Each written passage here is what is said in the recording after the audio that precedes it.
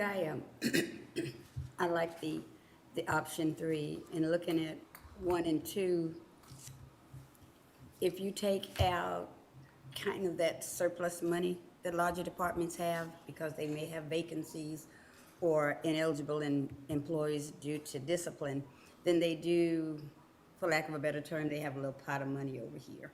And so what we've tried to do, it looks like with option one and two, and rather the amendment that we do for smaller departments, is that we've tried to give smaller departments a little nest egg over here, a little pot of money. And so if you take away those pots of money, then the large departments and the smaller departments are all equitable. Everybody's just looking at the 2% of the eligible people, and they all have the same dilemma.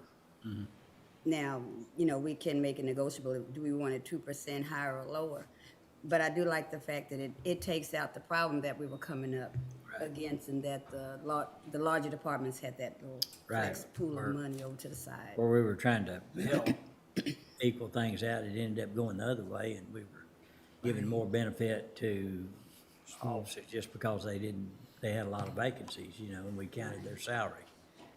So that would eliminate that. That's a very good way of putting it, Commissioner Miller. Option one and two are still attempts at fixing what may be an equity payout issue, where option three kind of just eliminates that at the very get-go when incentive pay lists are distributed. We just make them all equal at that point. So option three then would address the issue that we originally butted up against regarding average scores from small offices, the money received being much more, in some cases more, or in some cases much more than what could be distributed to the same score in the large offices. Correct, sir. Is that correct? Yes, sir. Okay.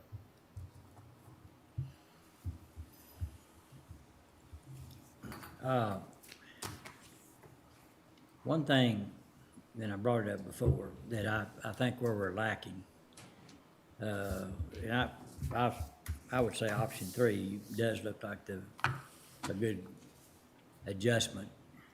It makes sense, but I think this needs to be tied to a policy that identifies or explains how to apply someone's performance in an office to a score, because we're all over the place in the scores. And, I know some of these people in these different offices, and, one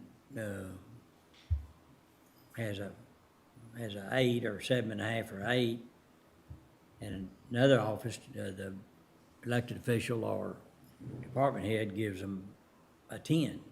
When tens are very exceptional, and I don't know really how you could justify giving a 10, but there may be. But I would sure like to see it. And we've got a lot of, quite a few 10s. So if we tie the actual funding of this with a policy that we're comfortable with, that's gonna say there's gotta be training.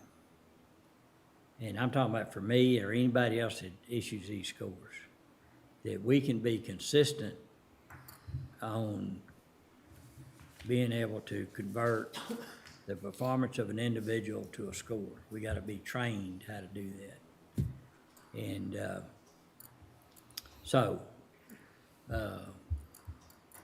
I'm good with option three, as long as we have something in place that we go through proper training around a policy that this court approves to be able to make this happen. And if we can't get there, then I don't know that I can support an incentive plan that's not gonna be used right when we spend this kind of money. So that's kind of where I'm at. No, you make a good point. is kind of how do you legislate or put in policy discretion? Yeah, that's the hard part. And I, personally speaking, I don't, when you're dealing subjectively, I don't see that ever getting to where we would want it to be. That's, I've been through it for so many years, but till you can remove subjectivity from it, which is not possible when humans are evaluating, when the humans are doing the evaluating, I don't think it's possible, but I certainly don't have a problem with Anonym trying to come up with some sort of basis for each score, like what does a 10 mean? What does a 9 mean? And I know we've already done it, but maybe with more emphasis or more detail. What's an 8? What's a 7? So forth. But I certainly don't have a problem with trying, but And there are certain criteria, though, that I don't even think a 10 should apply to, like showing up to work on time. Yeah, I agree. That's No, expected no, of you, so you shouldn't be able to get a that- 10 for showing up to work on time. Yeah, that's to keep you from getting put on probation. Right, but in the areas that maybe a 10 is applicable, there should be a very well-defined reason why they Right. qualified, not just check off a 10 and turn it in. There should be a summary of what this employee's done over the year to earn that 10. And, you know, I came in a program that this was used at, and what we did as managers is we submitted basic information to HR, and HR says, according to what you, it's still subjective, Commissioner, I agree with you there. But at least HR was the one that said, actually, from what you told me, the score should be somewhere between 7 and 8, so, and not a 10. Or you gave somebody less than a 5 when, you know, they actually performed a little better than that. They did this or they did that. But, yeah, it's a tough deal for this, the cost of it, to make sure it's judiciously applied. So I guess what I'm saying is that I would support option 3, but the court needs to get real comfortable in the 2022 budget that we're even gonna allow it to be used if we can't get elected officials and department heads on the same page. Just because we budget something doesn't mean we have, isn't this right, Francis? I mean, the court can still decide not to fund a budgeted item, so. Definitely. You know, so I would say that I'd support option 3, but, and then it'll be in next year's budget if the court approves or whatever option the court wants. But we have some time, let's say by the end of the first or second quarter, that we get comfortable with everybody being trained in a uniform way. Using a fair policy, a fair and equitable policy to go forward. I don't know how you take, you know, the HR system where they take job questionnaires and how they rank positions in the proper system, in the proper grade, if you can apply that methodology to the incentive pay. I think the more subjectivity and discretion that we pull out of incentive pay, the closer we'll be to it being fair and equitable just across scores.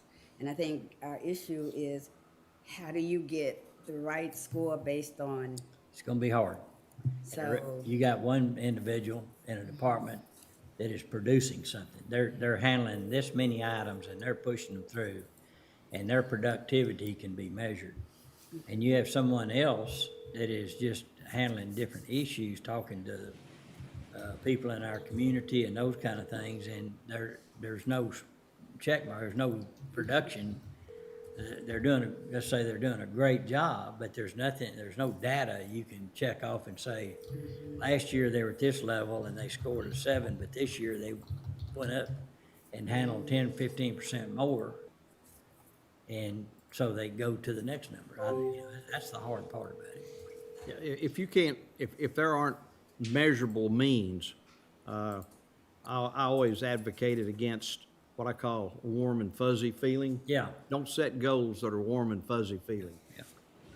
You gotta, and to me, again, it comes back to subjective, I don't know. Yeah. I would like to comment on the last part, the additional. What are is cybersecurity training the only thing that's state mandated right now for everyone? Anna, on So training? cybersecurity is mandated, and then also we try to follow what's required of state employees, and state employees are required to complete harassment prevention training every other year. And so that is also something that we'd like to Harassment consider. training and Harassment prevention training. cybersecurity. Yes, sir. I don't have a problem with necessarily that being included, but I think as long as it's state mandated, I don't want to see us getting to a situation where we're throwing a lot of things at our employees that aren't state mandated, especially if it ties back to incentive pay or anything else. If it was state mandated, that makes a little bit more sense to me than just HR or IT mandated. Yeah, and I agree. It's just a policy though, isn't it? I mean, Right, that's, we do that so that if we are sued, Sure, we can say later on that we I agree with you. Yeah, did, I we agree. did offer.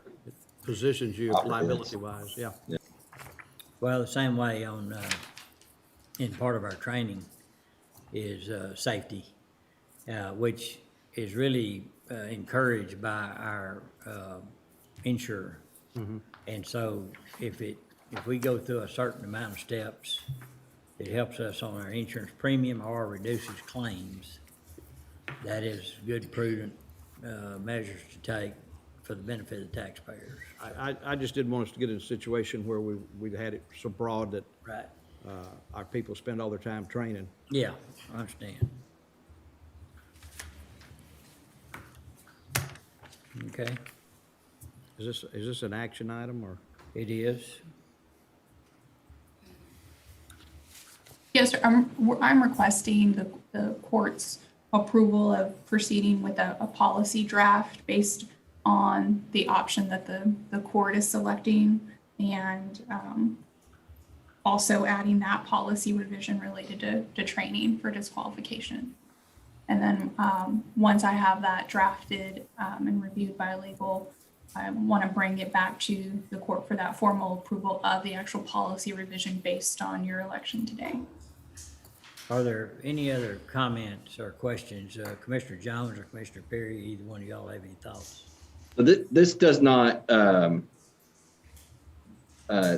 this doesn't preclude us from not approving it in the budget, correct? Right, this actually, Just the groundwork to move forward. yeah. We would eventually approve it in the budget, but it could be subject to those things previously mentioned. It's the discretion of the court. We can budget it, but it's still the discretion of the court in 2022 to fund it or not. In this moment, I agree with policy number 3, and also with the additional requirement that Anna's put in with regards to training.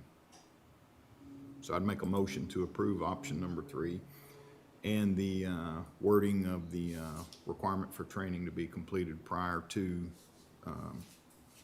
the policy, or not the policy, but the, Transfer the budget or, no, the, before we turn in our evaluations, excuse me. Okay. Prior to the evaluations being turned in Gotcha. at 5 PM on whatever day that is. all right, we have a motion and a second. Any other discussion?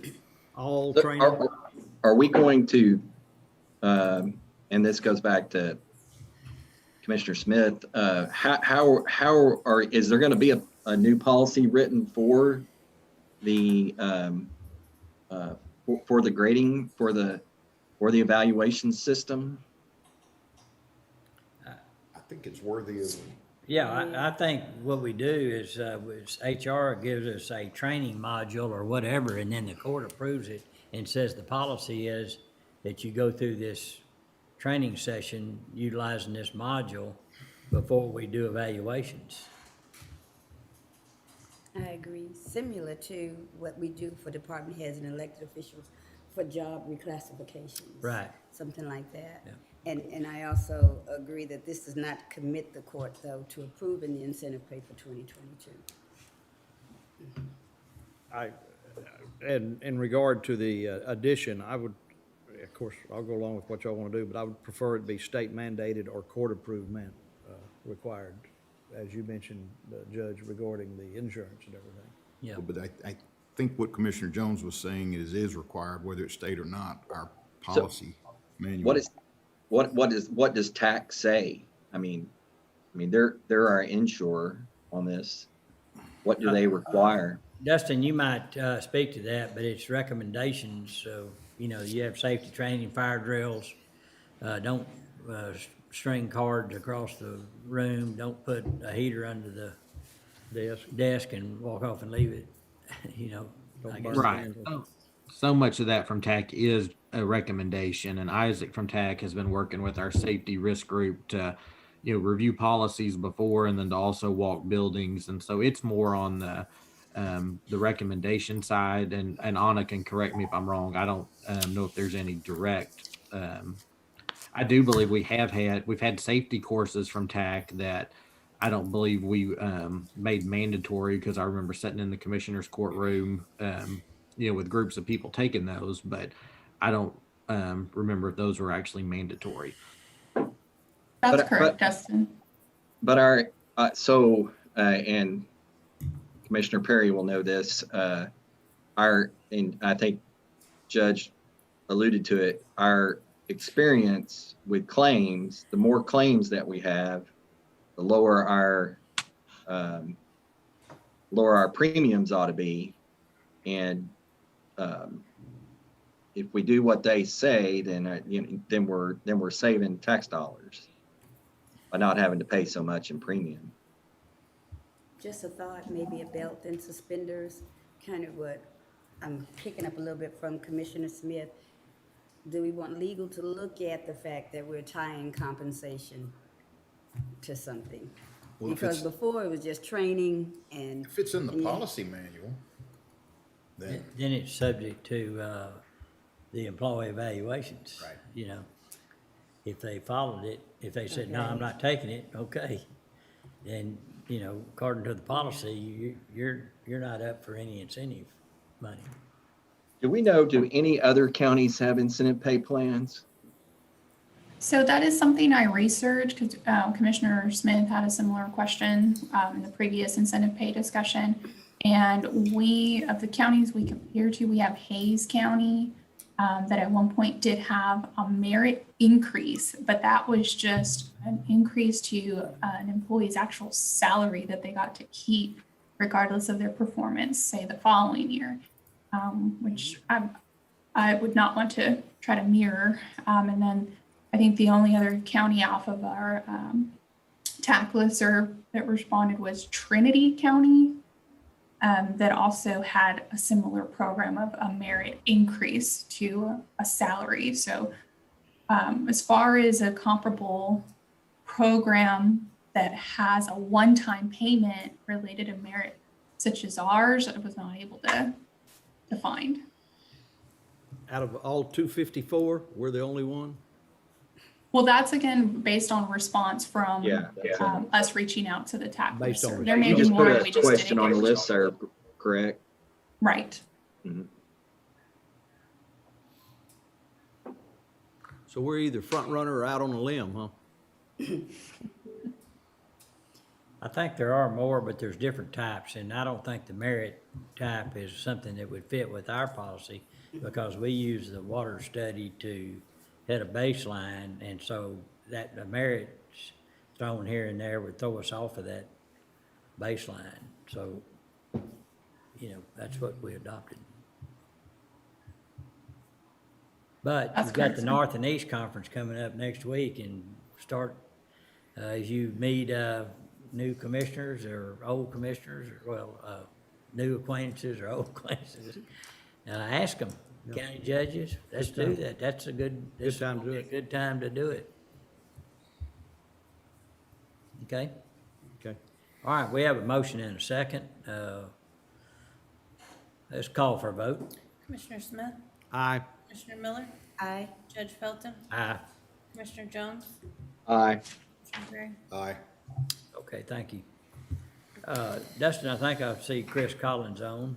Yes, sir. So we can jump down to M7, Greater Waco Chamber of Commerce Monthly Economic Development Report from May 2021. I'd like to call on Chris. Good morning. Morning. Hope everybody had a wonderful holiday. Thank you. You have before you the May report for our economic development activity, and I have a couple of slides that I'll share with you as well, so we can talk through that.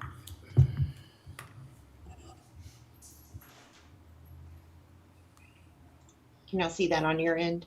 We can. Yes, ma'am. Great. So what you have before you is our economic development report that's submitted on a monthly basis to the county and also the city as part of our economic development contracts we have with both organizations. Attraction activity is actually up year to date. And you remember, we were a little bit concerned when COVID hit, how this was going to impact our ability to continue economic development in 2020. We ended up having very strong year when it came to the level of attraction inquiries that were hitting the state of Texas and also hitting our community. We've been very active in the month of May. We had 10 attraction inquiries. We submitted 8. There are times when we will get a lead for something that isn't a fit for our community, or we don't have the correct land or building that's under consideration. So we do some vetting before we're actually submitting proposals for projects going into the community, and we're looking at the region. We did have 17 on-site attraction visits. Some of those are still happening virtually, and some of those are multiple visits by the same project. The level of activity is definitely up from where we were in 2020. And the business retention visit program is moving forward. We are moving back to face-to-face visits. You can see we're kind of capped for a while at 10 in 2020. In 2024, we're picking that program back up. And June, we saw a lot of activity that we'll report on in our next presentation for that month of activity. Existing industry business assistance requests, not as many as we were having last year, which is actually, we're thankful for that businesses are recovering in a positive way. We're getting requests for assistance in different ways than we were seeing last year. Business development events, those are starting to open back up. We started traveling again in June, and we'll start moving forward. We already know that the fall is going to be very, very busy for us because all the organizations that we normally engage in are trying to get back to a new normal when it comes to bringing people together, and we're looking forward to that. When we look at the most active projects that we're working on right now, Project Spin, Project Green Luxury, Casper is an expansion by existing business. Project Legend is also an expansion, and then Project Sound. These are the most active projects altogether that we've been working on, and they're broken into the different phases of where they are in the consideration process. But overall, still a very active project pipeline for us. 17 various projects at different stages that are moving forward and represent about $1.5 billion worth of potential new investment into the community. So we're glad to see that we're seeing a number of expansions and we're seeing new activity that's coming on with a lot of interest still in the state of Texas. The governor's office has been very active in sending out leads. And we've been fortunate to be on the receiving end of the next phase of consideration beyond just the original proposal that we're sending in. So those are all good signs for us. We're also seeing a lot of interest in our community from speculative development. We were seeing that over the past few years on the retail side of it and the commercial business side of it. And now we're seeing it more on the industrial side with speculative development for warehousing and manufacturing space. So that's a good thing that we haven't seen in our market previously. Being a smaller market compared to Dallas or Austin, Waco's not always been on the radar for that kind of activity. And this has really shifted in probably the past 12 months, where we've seen a lot more interest in our market. Location and lower cost of the operations has been two of the main driving considerations when it comes to that. It's still more affordable to purchase land in our market than it is in other areas. We have great workforce for people to draw from, and those have been really good drivers when it comes to those investors looking at communities outside of major metro areas. And so we're pushing forward with a couple of things there, but we're also seeing not just outside investors, but local investors that are taking on that new area for us. And it's always good to see local folks investing in our community. We had our Oohs and Oots North America groundbreaking in the month of May. We were excited to have that. It's a 125,000 square foot facility that's under construction now at the corner of Mars Drive and Texas Central Parkway, right across the street from Mars Wrigley. $34 million investment, 42 technical high-paying jobs that'll come with this facility. In addition to this, they'll be relocating their R&D lab from Dover, Delaware into Waco. And this will also be their U.S. training center, where they'll host over 1,000 people a year in our community. They'll be operational second quarter 2022, and we're really excited to have them join in our community. They are very excited to be in Texas, and you can see that they've even created their own Texas logo or behind Bill Clifton in that picture. So excited to host another German company in our community. This brings our total, I think, up to 5 that we've been able to recruit into the marketplace. So we're becoming a nice little international hub for business, and we're excited about that. And then we had an announcement with Cargill. This was one that didn't come to the county. It was solely supported through the city of Waco through a Texas Enterprise Zone project nomination. But this is for a $10.75 million investment in that facility to bring in a new production line. It'll create an additional 125 jobs in addition to the 579 that are currently employed at that facility. So a nice expansion to include for the year, and always with a good company with a very long history in our marketplace. With that, I'd be happy to answer any questions that y'all might have. Any questions? Good report. Chris, I think you do have one item we might want to go into executive session, but I'd like to do it a little before or right at 11 a.m. Does that work for you? Yes, sir, that'd be great. Okay, and hopefully we'll be through with the business part of our agenda by then. So we will, Dustin or I will text you when that happens, so. Great, I appreciate it. Thank y'all very much. Thank you. All right, is there a motion to approve Chris's report for recording purposes? So moved. Second. Have a motion and a second. Any other discussion? No other discussion. All in favor say aye. Aye. Opposed? Pass. Thank you. All right, moving back to item E3B, Road and Bridge Precinct 1. Anna?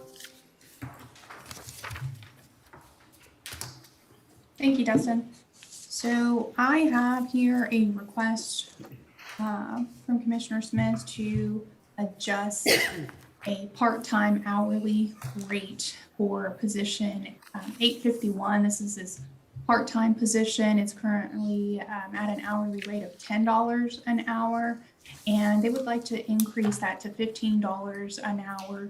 It's not affecting the budgeted amount for the year. It is just a request to increase the hourly rate to $15 an hour because the position may carry more duties and responsibilities, including driving a non-CDL county vehicle. And do we have others like that? Yes, sir, we do. The court actually just approved a similar request for precinct 4, raising that hourly rate from $13 to $15 per hour. And then under precinct 2, we also have another position there that's currently at $15 an hour. Okay. All right, are there any others that not mentioned? There are 2, they're clerical type part-time positions that are Okay. $10 an hour. So after this one is adjusted, that will have all part-time hourly positions at $15 per hour, with the exception of those clerical positions. Okay. Okay, any questions, comments? Is there a motion to approve? So moved. Second. Have a motion and second, any other discussion? No other discussion, all in favor say aye. Aye. Opposed? Pass. E3C is County Sheriff. Anna? We have the sheriff's office requesting the ability to fill a vacancy prior to the exhaustion of accrued vacation time by the exiting employee. The position is a jailer lieutenant position, position 808, and the position isn't set to exhaust the vacation hours until August 8th, and they are requesting the ability to fill the vacancy as soon as possible. And this is a position that can be appointed. It's a lieutenant position, so it can be appointed immediately, and that's why they're asking for this flexibility. And then any budget-related questions, I think, can be answered by It's a critical management position or? Yes. Correct. Just curious where it would come from. So just due to vacancies, there is sufficient budget within the full-time employee line item to cover that overlap. Perfect. So no budget amendment needed. What's the pleasure of the court? Motion to approve. Second. Have a motion and second, any other discussion? No other discussion, all in favor say aye. Aye. Opposed? Pass. E8 is authorization of McLennan County credit card purchases, and Judge, we'll need to pull that with no action at this time. Okay, pull with no action on E8. Moving on to item F, budget amendments. F1s regarding the FY21 budget. Francis? Yes, sir. Starting with F1A, this is a budget amendment for the Law Library Fund for County Court at Law 2. They were requesting to increase legal reference materials from the contingencies within that fund. F1B, this is general fund for health services.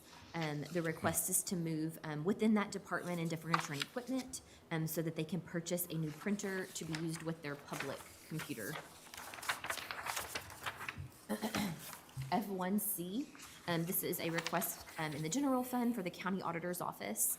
The request is to increase other services and charges by moving within that department.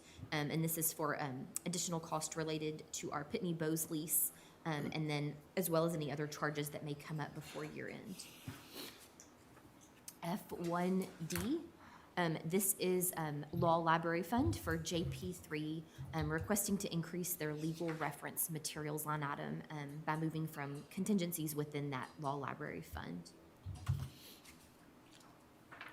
F1E, this is Permanent Improvement Fund related to the 2019 bond. It is an increase to the garage relocation line item, moving from contingencies within that bond fund. This is related to duct work, to raising the ducts in the helicopter hangar at the garage at the jail facility. F1F, This is general fund for the countywide department. The request is to increase the other services and charges line item. And this is tied to the cost that we pay Justice Benefits. They are the company that help process our Title IV-E claims for grant reimbursement. What they get paid is tied directly to the revenue we receive. So it's a percentage of that. So what this means is that we have been able to claim more expenses to be reimbursed. And so again, as those claims go up, their fee goes up as well. So this covers that, their cost for the remainder of the year. F1G, this is general fund for pretrial services. They're requesting to move within their department to increase furniture and equipment, to purchase adjustable desk. And there is a quote attached from Total Office Solutions that outlines the detail of that purchase. I have a question on that. TJ or Ken's not, he may be on, but, you know, several of those stand-up desks were purchased, and then some of them were actually sent back that they weren't what they expected or something. Do we have any of those in storage or anything that, No, we sure don't, and that's typically not something we see come back Okay. for auction purposes. Usually if they don't enjoy it or don't like it very much, they'll send it straight back to Total Office or Amazon. okay, thank you. Personal preference. What's adjustable desk? It's where you can raise it up and you can. Stand stand, up. Where you can lower it down and sit. Sometimes people with back issues, they stand up. Very desk. I know we've got a request, I think on the IT list Right. that's coming. But like you said, I know some people that have had back issues that ordered. I don't know how we say yes and no. I don't know how you Yeah, do that. I was just wondering if we had any extras sitting around, because I know a year ago, there was at least one sent back, so, Okay. to our inventory is the way I thought it was, but, okay.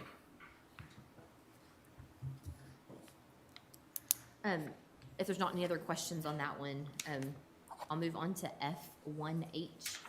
This is general fund in our capital outlay department, falls in capital outlay because of the cost. This is the cost that would help.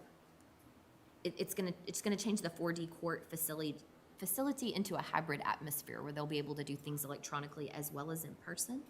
And this is essential as they are beginning to resume their in-person dockets. There's a detail of the equipment and the services that are needed to set that up. IT can answer questions on those items if you have further questions on what is needed and why. But the cost is that $12,088.08. Any questions? Okay. And then F1I1, this is general fund for Constable Precinct 1. This request is tied to a couple other agenda items, but the request is to move within that department into other services and charges, and the amount will cover travel expenses for the adjusters that would be coming on site for their best practice program that they participate in.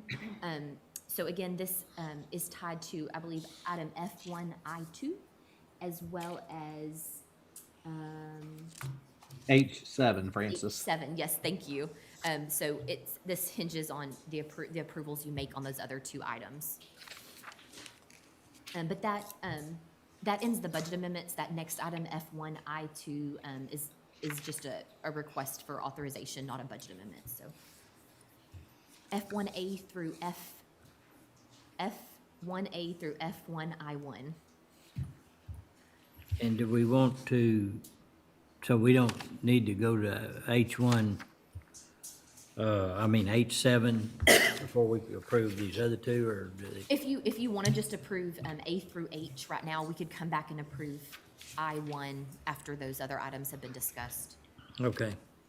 All right, is there a motion to approve items F1A through F1H. I'll make that motion. Is there a second? Second. Motion made and second. Any discussion? No discussion. All in favor say aye. Aye. Oppose? Pass. All right, let's go to H7. H7 is authorization of re-recognition agreement with Texas Police Chiefs Association Foundation regarding Texas Best Practice Program for Constable Precinct 1. And Judge April Lingo, I see her on the meeting, so she can present this, and then also the item under F1I2. Okay. Can y'all hear me? Yes, ma'am. Morning. Okay. Good morning. 4 years ago, we participated in the Texas Best Practice Program, and it went through court and everything. And we were granted the 4-year contract through them.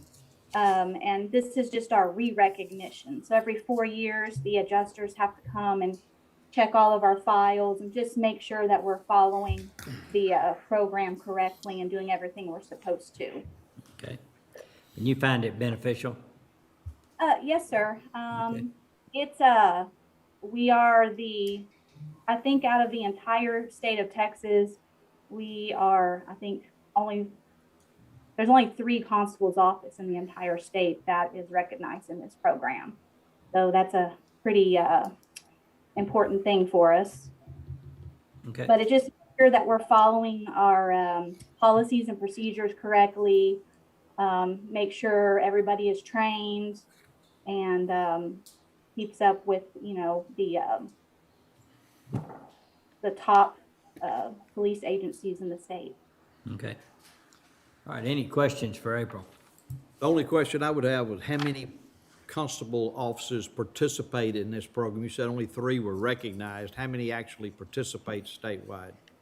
Well, the constables' offices are usually pretty small. We have a larger one, not compared to like Harris County, but most constable offices only have a constable and maybe 1 or 2 deputies. So for those smaller constables' offices, it's not, I guess,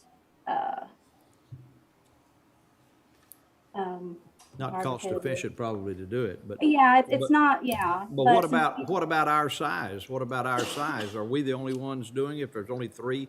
Or is it that difficult? And I'm sure it's not easy because you have to jump through some hoops to supply them all that information. But I'd be curious to know our size. Is there anybody else doing this? And what are you getting? A certificate saying you did it? Yes, and we're part of basically, it's just showing that we're following all the rules of the state and everything. In benefit of the training, I guess you get. Yeah, you get the benefit of training, showing that you are following what is required of you. So if we get audited or anything like that, all of our files are in order. And that's basically what it Okay. is.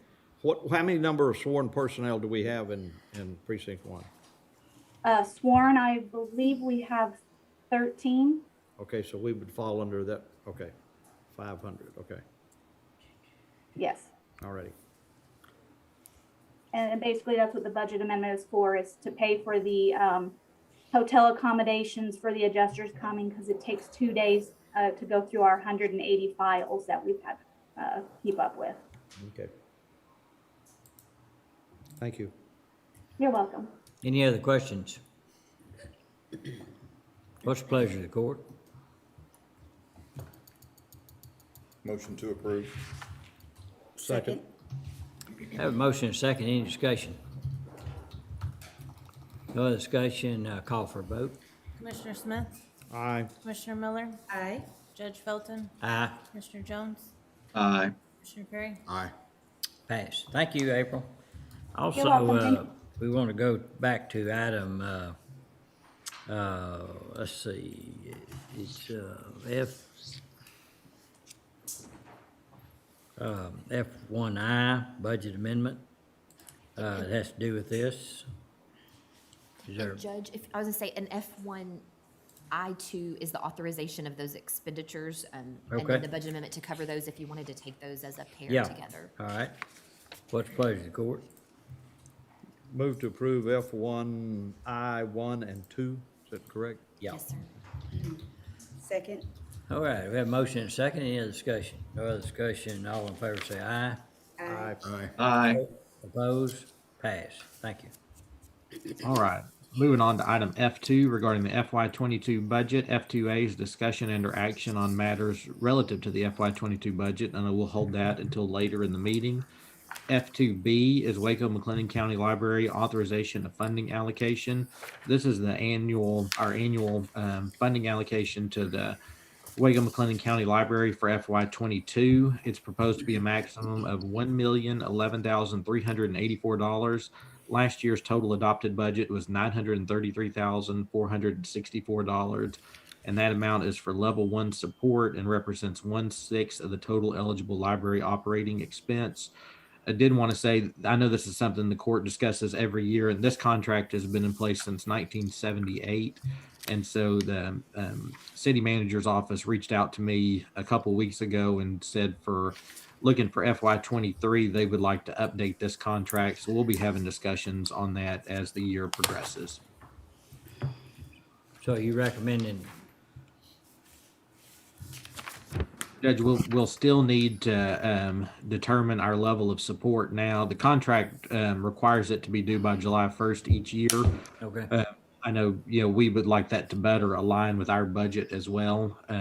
But yes, sir, we'll need to comply with this now, and then we'll work on a revised contract moving forward.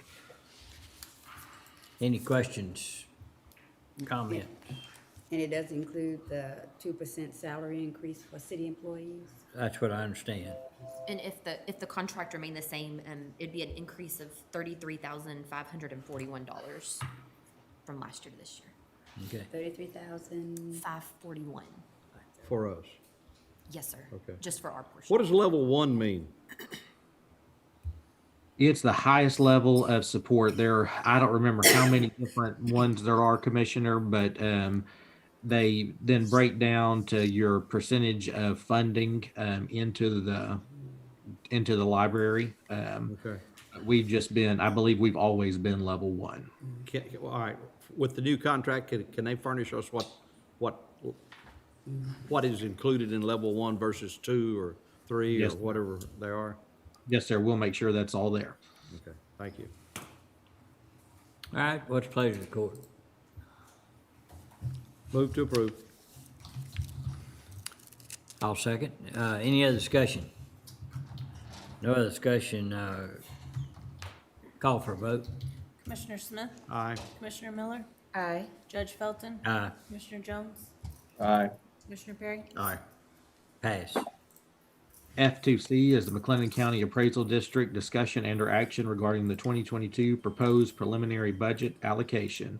And that budget's in your packet for review. I did want to point out that there were excess funds in the amount of $310,048, which the board has decided to refund to the entities in the form of a credit on the fourth quarter invoice. So we'll be getting our share of that back as a credit. And also the chief appraiser and the board chairman will be appearing before the court in August Okay, to go over where the district's headed and the budget and any other questions that may come up. all right. Okay, any questions? So what's the bottom line for us as far as the new budget, as far as our share of it? Didn't it stay the same or go down, or is it going up, or? So they've stated that there's going to be a decrease, but we don't have a detail yet of the Yeah, budget. that's, So- it's got to be approved yet, Jim. It hadn't been approved. So then what are we approving if we don't have a budget yet to approve? This may just be something that just needs to be discussed, they just, I think, wanted to give a heads up on where they stand as Well, far and as the budget also- process goes. Accepting the funds that they want to return to us, which is kind of a big deal. So I can go for we'll that. go ahead and I'd make a motion to approve F2C. Second? All right, have a motion and second. Any other discussion? No other discussion. All in favor say aye. Aye. Opposed? Pass. All right, we have nothing under item G. Under item H, moving down to H2, authorization of interlocal cooperation agreements with City of Leroy.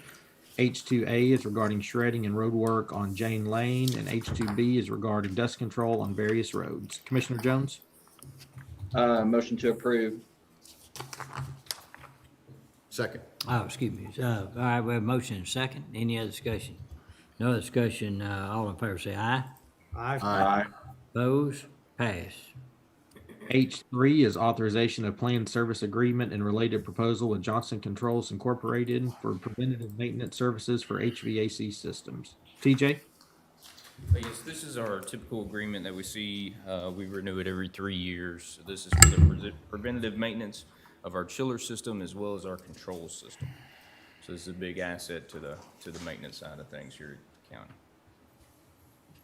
Our, on our unit out at Hard Texas Fair, do we evaluate it, or We do not.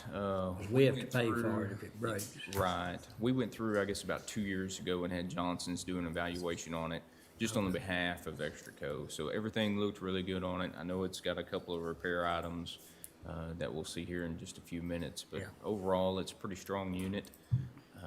It's something that we could look at in the future if we wanted to partner with Extraco and put their systems on our contract. It may be a good idea in the long run to have everything bulked together. Well, the fact, just the comfort that the commissioners would have that it's following the protocols for high maintenance and those things, because they're so expensive, Oh, right. Yeah. Absolutely. I'd say the court ought to look at it, so, Well, we can have a proposal put together for it Okay. before the court. yeah, we can consider it. Sure. All right? Question? Yes, sir. This has escalators built into it for each year. What are we currently, we're at the end of a year 3 contract, I assume. I assume. So is the escalator pretty much the same from the end of the contract to year 1? I believe it is. So I think if I'm remembering right, this year we're at 39 and some change. So we're seeing a bit of an increase from About the same this difference year to between. next year. And then secondly, is this, because we've been doing it for a while, has this been looked at as a bid item with any other companies, or is this nothing else anyone else does? We have not. Of course, Johnson is our main controls provider for the entire campus. So we've kind of been locked in with those guys over the past couple of years. We started this trend, I guess, about 3 years ago of doing this 3-year presentation and proposal with those guys. Before then, we did a year-to-year. So this was kind of an expansion on that year-to-year process. I just know that you can get very comfortable with somebody, and in my experience, bidding it every so often keeps people honest. Absolutely, that's very true. As a matter of fact, I think I've got a conference call with Capstone. They have their own control system, and they're very interested in pitching that to us. So I'll have a conference call with those guys this week, and then we can talk funding-wise what it looks like and see if there's an appropriate need to move forward. It's about a 2.5% But, increase. but if we approve this one, then what are we talking to Capstone about? Well, it would be for that further down the line. It would be after this contract After, runs out. in 3 more years? Yeah. I mean, Well- we could take this one back and just you would do it yearly. If Ken? that's more comfortable with everybody. Oh, I just want to bring up the fact Johnson Controls is on a cooperative agreement. So, I mean, Right. I'm just saying that out front. So is Capstone. So, just want to bring that up, that we're kind of following a bidding requirement by being on the cooperative agreement. So Commissioner Smith, would you like to defer this till we can consider another option? I would. Is that a motion? Yes, motion. Second. Have a motion and second. Any other discussion? No other discussion. All in favor say aye. Aye. Opposed? So what specifically would you like to see back so he'll make sure? I'd like to see if there's anyone else out there who would make a quote. Okay. Sure.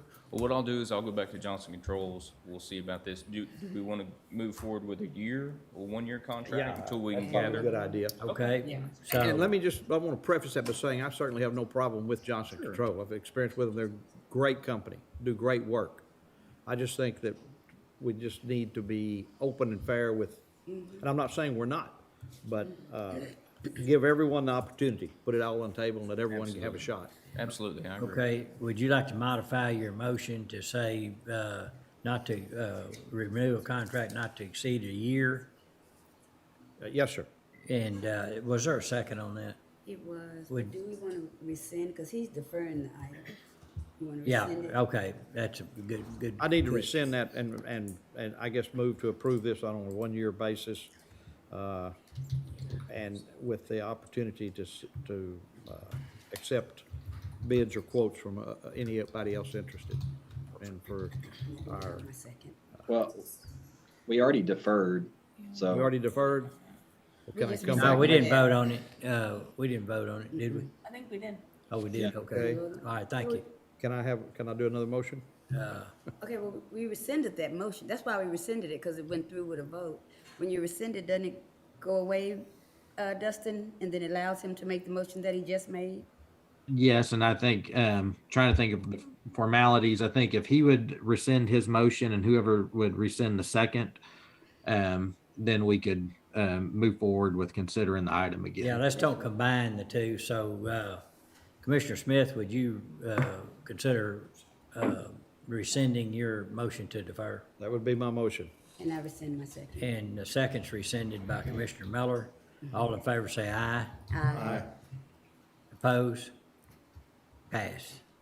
All right, now, I entertain a motion to approve a 1-year renewal with Johnson Controls. So moved. Second. All right, have a motion and a second. Any discussion? Call for vote. Commissioner Smith?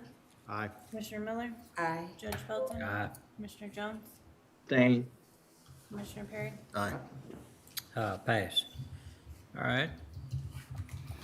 All right, moving on to item H4, authorization of event agreement with City of Waco, Waco Convention Center for the Employee Health Fair. And this also goes along with agenda item M10, with discussion and or action regarding the 2021 McLennan County Employee Health Fair. I'd like to call on Anna. I am requesting the Commissioners Court approval of this event rental agreement with the City of Waco Convention Center, combined with the support of the event of the Employee Health Fair that we are shooting for November of this year, November 8th and 9th. We are attempting to coordinate a health fair event for all county employees.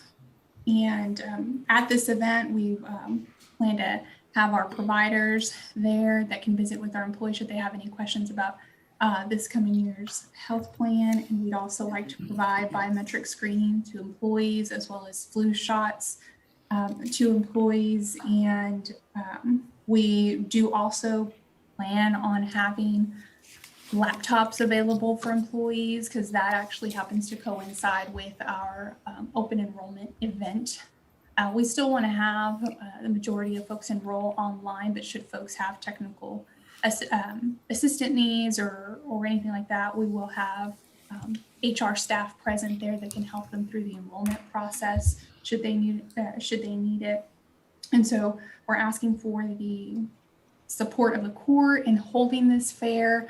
I do want to say that there is a discretionary fund built into our administrative agreement with United Healthcare, and that is how we plan to foot the bill for this event, including this event rental with the City of Waco Convention Center. So we would send that invoice to United Healthcare payment.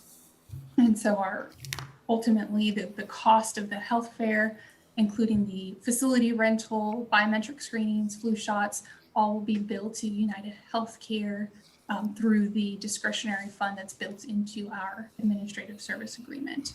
And I can field any questions that the court might have Okay, related to the event. thank you. Any questions? All right, take these first with item M10. This is in regard to having a health fair. What's the pleasure of the court? Move Motion to approve. All right, motion and second. Any other discussion? No discussion, call for a vote. Commissioner Smith? Aye. Commissioner Miller? Aye. Judge Felton? Aye. Commissioner Jones? Aye. Commissioner Perry? Pass. On, going back to H4, authorization of event agreement, to pay the $1,360, subject to all the details that Anna, provided about how that's covered. What's the pleasure of the court? Move to approve. Second. Have motion and second. Any other discussion? No discussion. All in favor say aye. Aye. Aye. Opposed? Pass. Thank you. H5 is authorization of agreement for professional services and related proposal with Freeze and Nichols Incorporated for breach analysis and hazard classification of Mahoney South Lake Dam Precinct 4. Like to call on Zane. Thank you, Dustin. Court, this is an agreement to do an H&H study on the Mahoney South Lake Dam in the amount of $41,100. TCEQ has required such a study to be done, and so this study is before you for approval. Any questions? I have one question, not on the agenda item, because, you know, I'm vote to approve that, but in looking at that American Rescue Act money and the section that says that portions of it can be used on sewer and water infrastructure, is this something we can get reimbursed for? Dustin? Or Francis? Yeah, Oh. I believe that is probably geared, the ARP funding is geared more towards drinking water and those types of infrastructure systems. Dustin, do you have any other comments on it? No, I would tend to agree. And Commissioner, the interim rule is what's out now that everybody's been reviewing, and their Treasury's reviewing questions, and then the final guidance should be coming out. And so I think, as Francis said, it looks to be more geared towards drinking water and those type of projects, but it's something that we can review and track, and if it's an eligible expense, we'll make sure and let the court know. Yeah, if we send that in, it needs to come under flood control, as any flood control. The next infrastructure package that's supposed to come out of DC, it may qualify for that, but I don't think it will qualify under the current one, but we can check on that. Yeah, because I know we have some other dams that we've been talking about that need work. I know I've got one in Mart, and I was just wondering, as we're coming across these projects, because when are we going to have that? I know we're going to have a presentation on the use of that funding. Yeah, July 20th. 20th. The next agenda, next Yeah. regular agenda. But the difference between MART and what Zane's talking about, MART is drinking water. It's to impound drinking water. This is flood control. So I think that's gonna be the difference, but we're gonna look at all of it. Okay. Yeah. Okay. My question, Zane, would be, are all of these areas what TCEQ is requiring, or are they just concerned with the breach analysis? Breach. If I understand your question correctly, they're wanting to look at the dam in its entirety. And so by doing this study, we will have a better understanding of the capability of the dam. And hopefully we'll find a way to be able to modify the spillway of the dam to have a smaller capacity of water storage so that we can remove this dam from their list of monitoring. And to do that, they're requiring all of this study then? They are requiring an H&H study, and that's what's included in the study, yes. Any other questions? Where is this particular structure? It's in Precinct 4, kind of near the China Springs area. So it's a soil conservation facility, lake. No, sir, this is a county road that was a road built by a developer to his subdivision neighborhood, and the owners of the property were having to maintain this dam. They made an agreement with the county some years ago for the county to maintain the dam and road for them, with the caveat that we got to get on their property to maintain the dam. If we can lower the water level to a point where the amount of water that's being stored behind the dam would then take it off of TCEQ's list, then we potentially could do away with the agreement and not have to maintain this dam any further. Okay. All right. Any other questions? What's the pleasure of the court? Motion to approve. Second. Have a motion and a second. Any other discussion? No other discussion. Call for a vote. Commissioner Smith, Aye. Commissioner Miller, Aye. Judge Filter. Aye. Commissioner Jones, Aye. Commissioner Perry. Aye. Pass. H6 is authorization of support and maintenance agreements with Excella Technologies for record management. I'd like to call on Lisa. Good morning. This is our regular annual support agreement, and it also covers licensing for our Excella Technologies used. Most people refer to it as our paper vision system. There was a slight increase this year, so that expense is going to be $3,056.88. This is a one-year agreement. Okay, any questions? What's the pleasure of the court? Move to approve. Second. Have a motion and a second. All in favor say aye. Aye. Oppose? Pass. Okay, I'd like to go into recess and be back here at 10:35. Thank you.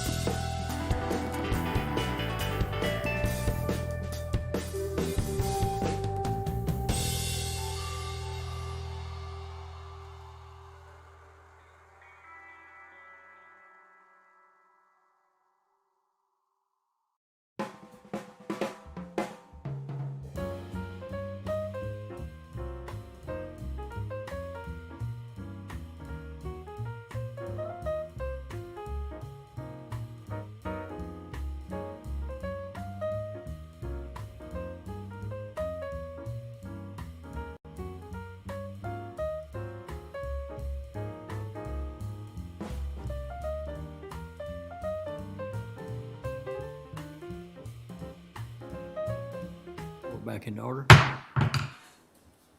Okay. Dustin, you want to go to item I? All right, we'll go to item I, capital improvement and projects. Under I1, discussion and or action regarding renovations to the old grand jury space in the courthouse. I have to call on TJ and I'll share my screen. Thank you. Okay, so most of you can remember, we've had several discussions Pull about the that grand jury microphone. room. Oh, Pull that sorry. microphone over. Thank you. So most everybody remembers we've had several discussions over the years about the grand jury room and the possible use of that space on the fourth floor. So since we do have the new county court at law coming online in September, we've kind of taken a step back and re-looked at what's the proper use of that space for the near future to get us by temporarily until a more permanent space is produced. So this is kind of the layout we've come up with.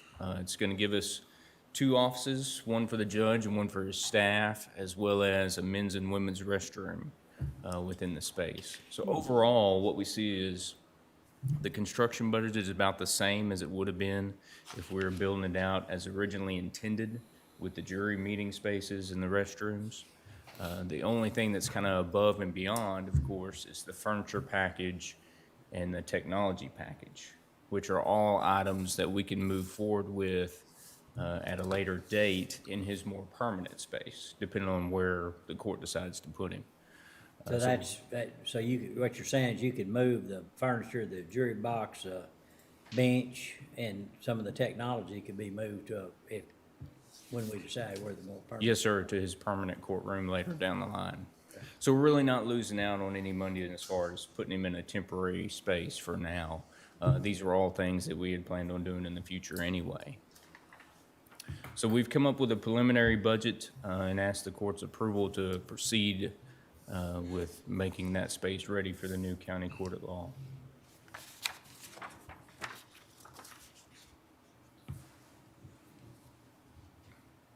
Good plan, TJ. So TJ, you said this is just temporary? This will be temporary. Of course, when the space work group comes back and gives another presentation to the court, I believe in a couple of weeks, we'll actually give the grand scheme of plans as it relates to the downtown jail, the annex building, and things in that future. More of the long-term recommendation. More the long-term. Okay. We're talking about the 50-year plan that we've been discussing for the past couple years. Okay, and then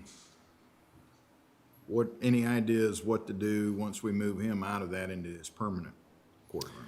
As far as what we're going to do with the space? Yeah, it's 200,000, so for a temporary gig, 200,000, so I'm curious what our future thoughts are. So our recommendation would be a flex space for an additional court or a flex space for various court use, meeting space, or taking it back. What we originally intended was for those jury meeting spaces. And What's up there now? What are we doing in there now? Absolutely nothing. That is vacant So space. it's been nothing for a long time now. we took the HVAC unit out, which created more opportunity up there. The other neat thing that's needed is more restrooms up there. And we're really overcrowded in our restroom situation, so that would at least provide 2 more. But it could be, visiting courtroom or place for hearings or different judicial proceedings besides trials, which there are a lot of. How do you get to the restrooms? Through the court? Through the court itself. You have to walk through the court to get to the restroom? Yes, sir. So they would not be available while court sessions were going on. Right. And So only restroom then is over here on the 10th Court of Appeals? That's correct. There's a small men's restroom right there, and then there's a small women's restroom just opposite of that on the other wing. That's the only bad thing about the 4th floor. The only additional restrooms on that floor are behind specialty court, or Judge Hodges' courtroom. There is a men's and women's restroom back there on that side. Which you would also have to come through the courts. You'd have to. So if court's in session, then the bailiff will you wouldn't be able to access it. But for staff up there, they would have more restroom options too, so. TJ, what, on the right side, 10th Court of Appeals, what are the two rooms up to the upper left corner? Go over to the 10th Court of Appeals here on the right. On the far wing, Yeah, and then up in the upper left-hand corner, and then all the way around it, there look like partition. Yeah, there's nothing, what is that? Come in And the- here. No, right where the arrow is, up there in the upper right. so those are offices currently being occupied by the 10th Court of Appeals staff. Okay, so there's 10th, all of those offices, all the way around that are offices occupied by the 10th Court of Appeals staff? Yes, sir. And down on the bottom, very bottom, 10th Court offices down at the very bottom? Yes, sir. And up there in the upper left, 10th Court offices up there also? That's correct. So the only thing we inhabit currently on the 4th floor is going to be Judge Hodges' courtroom. Everything else right now is slated for 10th Court, and they house offices in each of the spaces.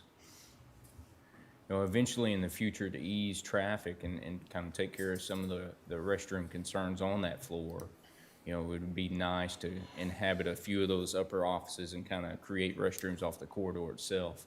That would be better utilized for the Convenience space. size, yeah. And this is gonna be the County Court 3 Yes, sir. temporarily.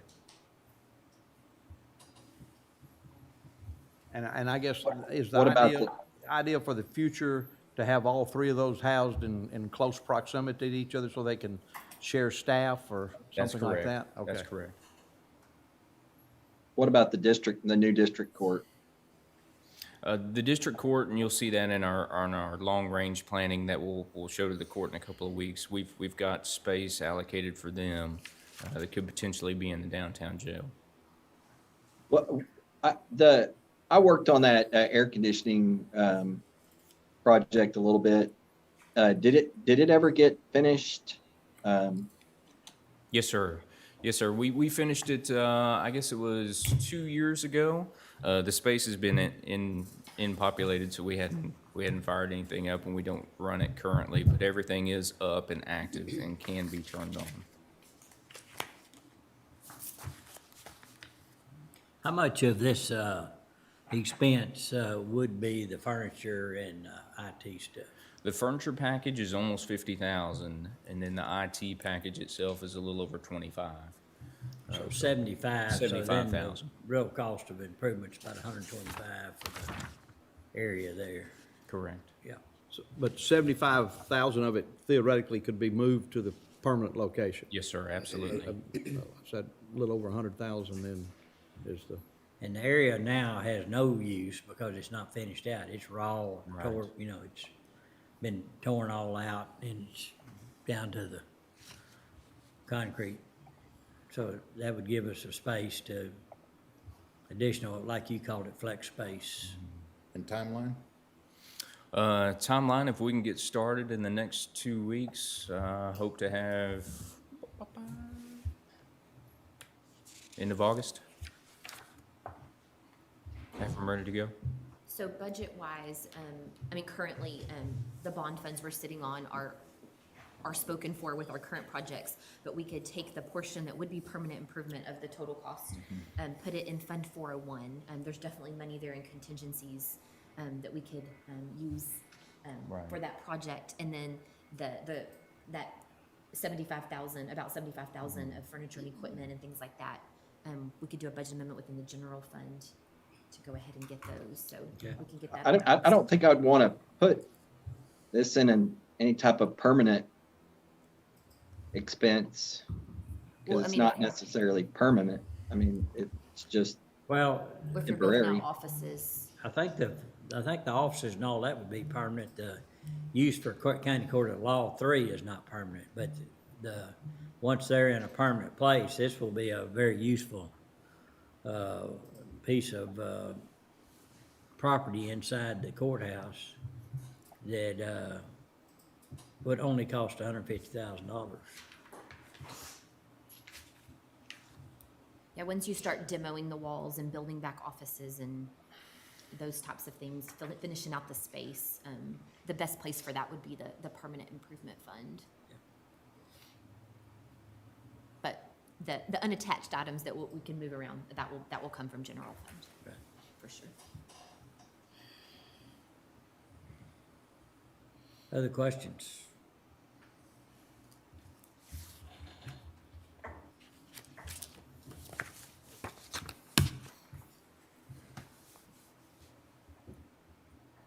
What's the pleasure of the court? Make a motion to approve. Second. Motion made and second. Any other discussion? No other discussion, call for a vote. Commissioner Smith? Aye. Commissioner Miller? Aye. Judge Felton? Aye. Commissioner Jones? Aye. Commissioner Perry? Aye. Passed. Thank you, TJ. All right, under item K, grants and grant proposals, K1s regarding the U.S. Department of Treasury Coronavirus Local Recovery Fund, American Rescue Plan funds. Francis, I don't believe you had anything to update today, correct? No, but we will, you maybe get into this next, but we will have something on the next agenda, the next regular agenda on the 20th. Very good. And we've invited BKD and then also LAN, who could serve in some consultant roles to present to the court on that day as well. Okay. Under item K2 regarding the U.S. Department of Treasury Emergency Rental Assistance Program, K2A is authorization of reimbursement request and reports from the city of Waco. And we have reports from the city for the weeks ending June 11th, June 18th, and June 25th. We just need a motion to accept those for recording. So moved. Second. Have motion second. Any other discussion? No other discussion. All in favor say aye. Aye. Opposed? Passed. K2B is discussion and or action regarding the second Emergency Rental Assistance Program, ERA2, and administration thereof.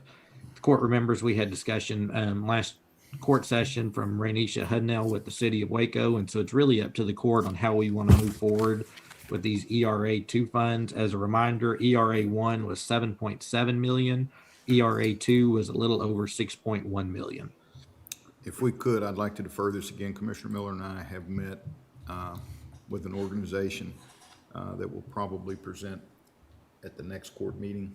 And then I think at that time, we should be able to make an informed decision on what we want to do with that. So at this time, I'd make a motion to defer. Second. We have a motion and a second to defer. Any other questions or comments? Not all in favor say aye. Aye. Opposed? Passed.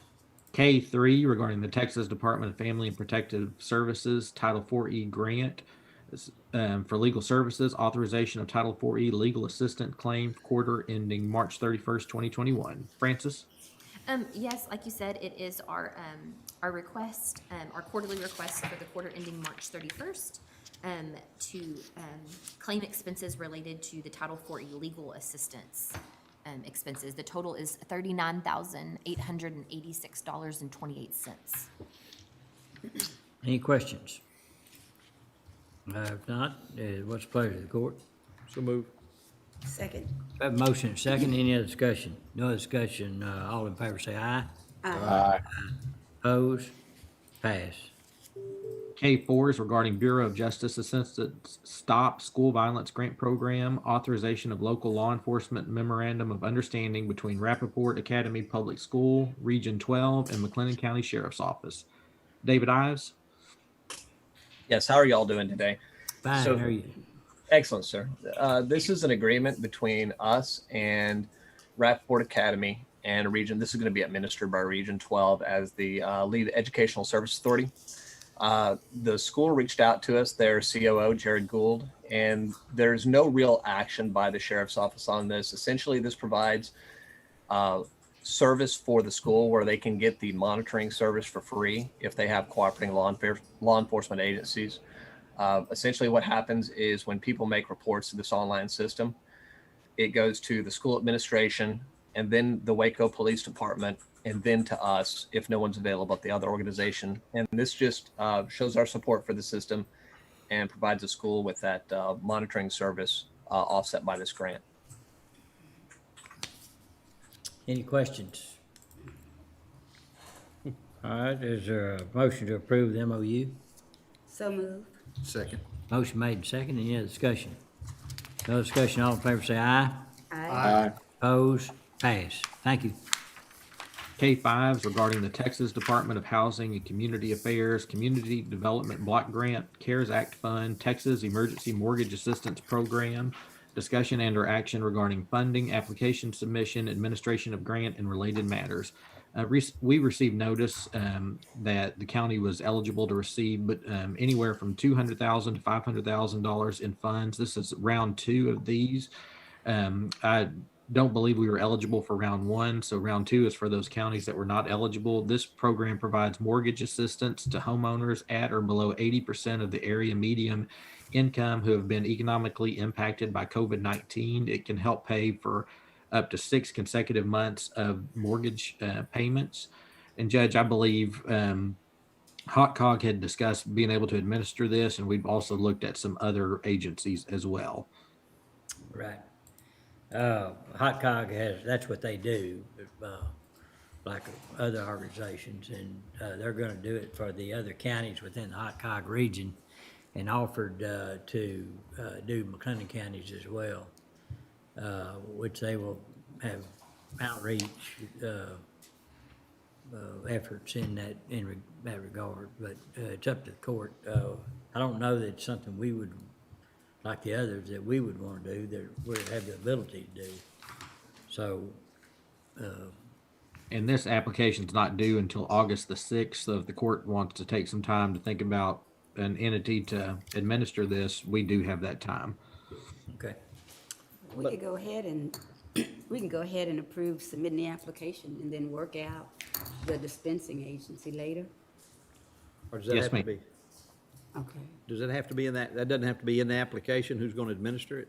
It very well might be, especially if the funds were grouped, but I think we can at least, we can say that we are going to move forward with it, and then we can determine the entity to help us. Okay, and we know that Hot Cog has already volunteered to do this, and I assume there's an administrative cost built in, but you're saying there may be some others out there, Dustin, that would want to? Yes, sir. We know like EOAC and other entities that can administer these. It's just a matter of, the court's decision which group to go with. Has Hot Cog already been doing this for other counties? Is that what I heard? Well, and that's what they do, is they administer grants, but they, on this just came out, and so because of our size, we can administer our own or make it discretionary, but the Hot Cog Board said all the other counties, the other 5 counties, that they unanimously supported their 5 going to have Hot Cog administer those for them. And so. This particular grant. Yeah, this particular grant. I don't see why we wouldn't go with Hot Cog. Seems like there'd be some economy of scale by them already being geared up to do other counties. They already have the process down and understand it. I would be curious maybe to see what I assume there'd be an administrative charge. It'd be nice to know that, but. It's built into the grant, though. Huh? It's built into the grant. It's built into the grant, They so don't it's no- arbitrarily get to pick an amount that they're gonna charge you. It's built into The grant will tell you how much Right, can be go to administrative. Typically So I- somewhere between I'm- 3 and 5%. I kind of agree with Commissioner Miller if they're offered to do it and they know how they have the expertise. I don't have a problem with it. Did you make a, So then I would move that we move forward with the Texas Department of Housing and Community Affairs, Development Block Grant, CARES Act funding, and that we would utilize Hot Cog for our program. Is that what I need to say? I think so. I would second that. All right, we have a motion, second, any other discussion? No other discussion, all in favor say aye. Aye. Opposed? Pass. And Dustin, if you'd make sure Hot Cog's aware of our action, Yes, sir. Will do. all right? Under item L, Department and Office Specific Requests, under L1, Human Resources, Authorization of Bilingual Testing and Pay Requests for the Sheriff's Office. Anna? I have a request here from the sheriff's office to have an employee who's a records assistant qualify for bilingual pay. The request is being brought forward because the customer service positions in the sheriff's office aren't clearly outlined in the bilingual pay policy. So they have warrants assistants, civilian assistants, and records assistants that could all qualify under the first applicability bullet in the bilingual pay policy that outlines working in customer service positions, regularly dealing with the public on a daily basis. And HR thinks that these 3 titles do that as a part of their function. So we think they should qualify for bilingual pay. Again, this is just expanding or clarifying that these positions can qualify for bilingual pay. It's not a request for additional positions. The sheriff's office already has 40 positions that have been approved to receive bilingual pay, and they're currently only using 31 of those slots, so that they have slots available to accommodate this expansion of eligibility. And at the moment, there's only one position that they're wanting to qualify. I don't know, do we have, in our policy, is there a limit to how many a department would need? Do we have any kind of guidelines on that? So the department does have to request a certain amount of positions that they can allot bilingual pay to. And, they can't go over that amount without bringing forth a justification to court. And so right now, this request here would still be within that maximum amount that they've been pre-approved for. Okay, so in the future, then the court might ask, kind of tell us how many you think you need and why, what's enough. But we've already approved, like you said, we're within what's already been approved, so. Yes, sir. All right, any other questions, comments? What's the pleasure of the court? Move to approve. Second? Motion made and second, any other discussion? No other discussion, call for a vote. Commissioner Smith? Aye. Commissioner Miller? Aye. Judge Felton? Aye. Commissioner Jones? Aye. Commissioner Perry? Aye. Pass. Under L2, Heart of Texas Fair Exco Event Center, L2A is authorization of payment for storm damage related invoice. And this is a proposal from Action Fire Pros totaling $3,075 for the replacement of 42 feet of 4-inch pipe that was due to the winter freeze. Okay, any questions? Is this something we've already approved? Or is this brand new? It's just now brought to us that it, This is an additional one, Commissioner. And I did ask JD, he thought there were just one or two left out there, but hopefully this will be the end of it. yeah, I mean, we're 6 months after winter freeze and we're still dealing with winter freeze issues. That, I don't know. Okay. Any other questions, comments? Is there a motion to approve? Move to approve. Second? Motion made and second, any other discussion? No other discussion, all in favor say aye. Aye. Aye. Opposed? Pass. L2B is authorization of chiller repair at the Coliseum. JD submitted the following proposals from Train for repair to the chiller, and the first one's in the amount of $4,433, and it's for replacement of a module and a check operation. The second one's in the amount of $3,984, and it replaces a different module, and then and also startup and check operations as well. Okay, any questions or comments? These are the same proposals or two different things need to be done? I believe it's two different things needing to be done to the same chiller. And I don't know if TJ's reviewed, if he can correct me if I'm wrong. That's correct. It's two different things need to be done in the same chiller. Is this winter storm? No, it's not winter storm related, it's just age related to the chillers. They had a issue with one of them. It's typical, we see it downtown as well. If we have a spike or electrical storm, it'll typically knock out an interface and you have to rebuild it, put a new one in. Any other questions or comments? Motion to approve L2B. Second? Motion made and second, any other discussion? No other discussion, all in favor say aye. Aye. Aye. Opposed? Pass. L3 purchasing, authorization of online auction with Renee Bates, related ad, and order declaring certain property as surplus and authorizing disposition of same. Ken? Yes, we have some 25 lots ready out at the Highway 6 jail to put on the auction. If approved by the court, we'd begin the auction on July 9th and close on July 23rd. Okay, any questions? All right, if not, is there a motion to approve? So moved. Second. Motion been made and second, any other discussion? No other discussion, all in favor say aye. Aye. Opposed? Pass. L4 County Sheriff, authorization of reimbursement for property damage repair. David?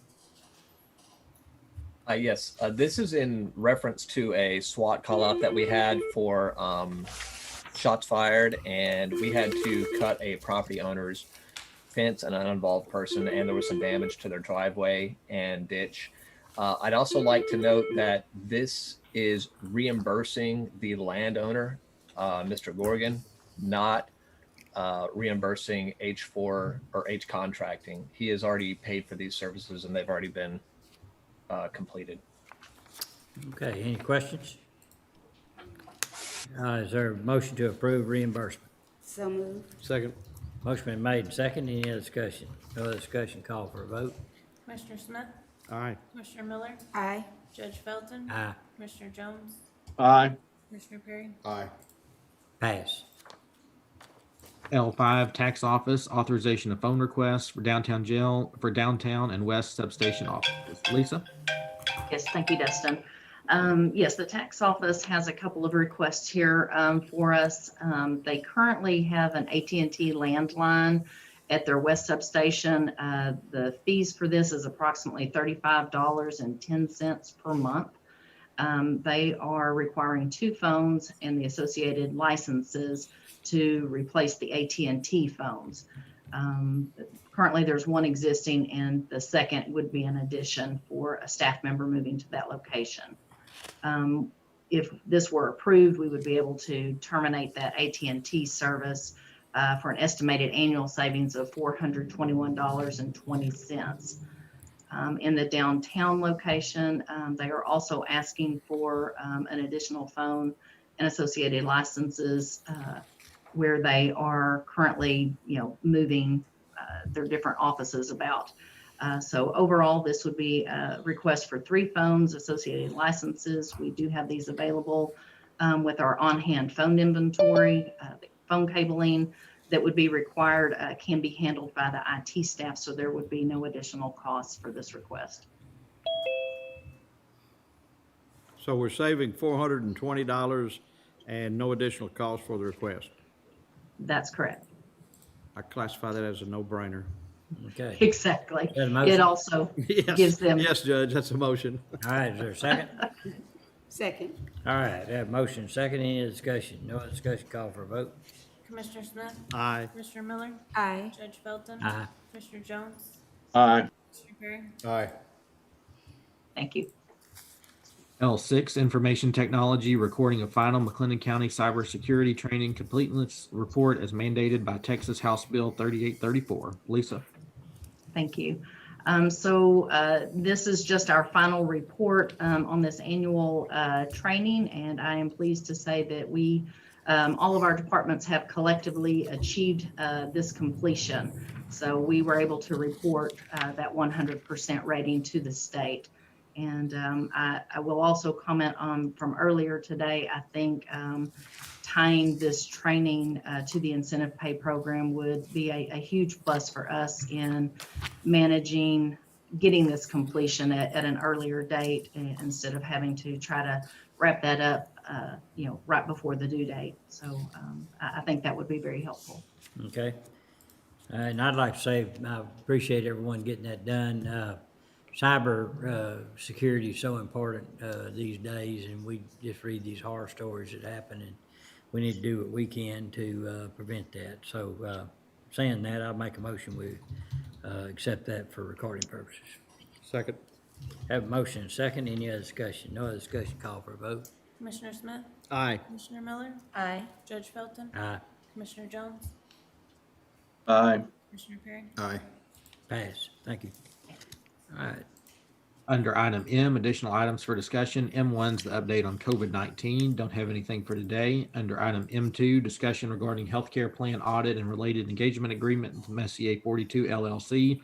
This audit is still ongoing, so we recommend that we keep this deferred in case we need to take any action at a future court. Is there a motion to defer? Could I back up, ask him one question under M1? I know Yes, sir. there's nothing to discuss, but what's happening regarding the COVID requirement on, that's going to be, rescinded or done away with September 1? Dustin, what does that involve or not involve? That's Yes, sir. related to COVID. we've actually got it a little bit further down on the agenda, but I can touch Oh, on do it we? now. I'm sorry. I'm sorry. No, you're good. We can do it now or later, whatever y'all Go would ahead, like to. go ahead and do it. So basically, the Open Meetings Act suspension, the Attorney General had requested that the governor lift those suspensions. And so as of September 1st, the Open Meetings Act will be back in full force and effect. We've done a little bit of research. There is a section of the Open Meetings Act that allows for video conferences to still take place as long as a quorum of the governmental entity is meeting in one physical location. So it's really a discussion and something for the court to think about these coming weeks. If we would like to continue allowing Zoom, where if there is a member of the court that needs to Zoom in, or for department heads or for outside entities that are presenting to court to continue utilizing the Zoom function. So there is an option. It's just a little bit more limited in that the quorum of the governmental body does have to meet in person. Pretty much business as usual for us then. It won't affect us. Yes, sir. We'll just have to decide if we want to continue to utilize Zoom. Okay, thank you. Yes, sir. Will we be able to still have presenters via Zoom? Yes, sir. That is allowable. It allows for employees and then also presenters to present via video. Was that before? Was that there before or? Yes, sir. It was there before. Okay. Thank you. Okay. Yes, sir. On item M1, there's no action needed on M1, so, And so Judge, M2 was the Messier 42, the audit agreement. Yeah. And we do just need to defer it if that wasn't done. Sorry. Motion to defer. Second. I have a motion and second. Any other discussion? No other discussion, call for a vote. All in favor say aye. Aye. Opposed? Pass. M3 is selection designation of public members of the Salary Grievance Committee regarding the FY22 budget. Kelly, is there anything that needs to be done today? No, no action. We should be ready next, on the 20th to move forward. We have 10 people that have accepted. Okay, good. Thank you. All right, moving on to item M4, discussion and or action regarding hosting of court night for 2021 North and East County Judges and Commissioners Conference. M4A is a ratification of Penley Party Productions and Rentals bid. This is a ratification totaling $8,088, and this cost will be covered by the sponsorship dollars. Okay, is Motion there? to approve. Thank you. Second. Have a motion second. Any other discussion? No other discussion. All in favor say aye. Aye. Opposed? Pass. M4B is authorization of event agreement with McLennan County Fair, doing business as Extraco Event Center. And Judge, we just need to pull it with no action. We don't feel like we need an agreement for that piece. Oh, no action. M5 is discussion and or action regarding proposed pending state, federal legislative issues, including adoption of resolutions as appropriate. Only other update here was really just that the governor did sign those the bills that created the new county court and district court on June 18th, and that the special legislative session is set to begin, I believe, on the 8th. And so, judges, do we just want to keep making a work session item on video conferencing moving forward, and that way, as we research and learn more about it, the court can discuss it? What's the pleasure of the court? I think that's a good idea. Yeah. Okay. All right. All right, under M6, discussion and or action on various county policies, procedures. Francis, anything on that now? No, not at this time. But it'll be Under- good to leave it on there through this month. Okay. Under M8, discussion and or action regarding the McLennan County Facility Master Plan and or office relocations. As we discussed earlier, we're working on a 40 or 50 year really long-term plan, and hope to bring that back to court in a couple of weeks. So Judge, I guess we technically don't need to take any action on it. We'll just Okay, have no action needed. M9s regarding the McLennan County Appraisal District 2020-2021 Board of Directors, discussion and or action on candidate nominations and related resolution for board vacancy. This is what we've discussed the past couple of court sessions, and I believe midway was going to notify us of their decision or of their nominee, but I have not seen anything. Okay, is there a motion to defer? So moved. Second. Motion and second, any other discussion? No other discussion, all in favor say aye. Aye. Aye. Opposed, pass. And Judge, we have to have if we want to submit a nominee, that has to be in by the 16th. So would you like us to add this to we're not meeting next week, so this will be our last day. Well, since the agenda continues into tomorrow, maybe we can find out and then bring this, we've deferred it, we'll just keep it that. We'll find out the status, and let's, why don't we hold, and then let's clean it up at the end of this posting. And maybe we can find out what Midway's doing. Commissioner Jones is gonna do that. Perry is gonna do that. Okay. Item M11, discussion and or action regarding request to disconnect internet services for old video conferencing equipment. Lisa?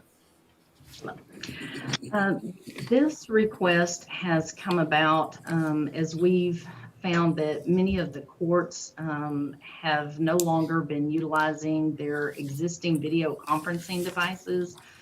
Some of these may be Polycom systems, or there's 2 or 3 other brands that they utilize.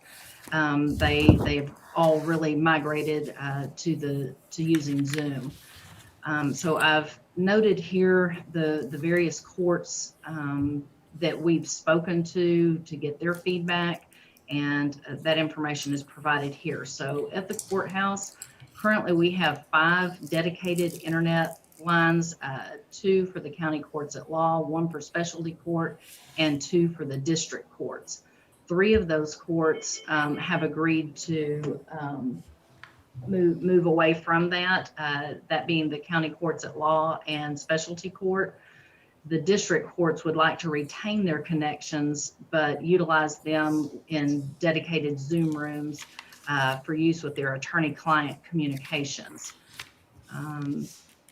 If in order for us to convert them, there would be an added expense that we would need to follow up with the judges. This would cost approximately $1,800 for hardware, and the Zoom Pro subscription would be $149.90 per year per court. We can certainly leave their equipment there until that's determined. At the Bill Loeb Juvenile Justice Center, there are 3 connections there. And I have spoken with the director over Juvenile Detention Center and Judge Coley, and they are agreeable to do away with those devices. I forgot to discuss the expense. At Bill Loeb, that would be a savings of $401.97 a month. At the courthouse, the 3 lines there would be a savings of $269.97 per month. 2 other locations, we have Justice of the Peace Precinct 5. They have a device, and the line for that is $74.95 a month. The Attorney General 4D Court has a connection they would like to do away with. That one is running $71.98 a month. Previously, they were all connecting to the jail facilities for purposes of interacting with the inmates, holding meetings, and speaking with the jail administration and Judge Bain with the bond and indigent defense, and the JPs that manage magistration. They are also good with no longer utilizing those Polycom units. However, we would like to retain that dedicated internet service for Zoom engagements there as well. So there would be nothing coming offline at the jail. In taking all of these connections into account, this would be an overall savings of $9,826.44 annually. We would be able to send the old devices that have been problematic. We could send those to auction. Some of the newer devices we would like to hang on to in the event they are needed again. We would have that equipment. Okay, any questions? All right, what's the pleasure, court? So moved. Approve. All right, we have a motion and a second. Any other discussion? No discussion, all in favor say aye. Aye. Oppose, pass.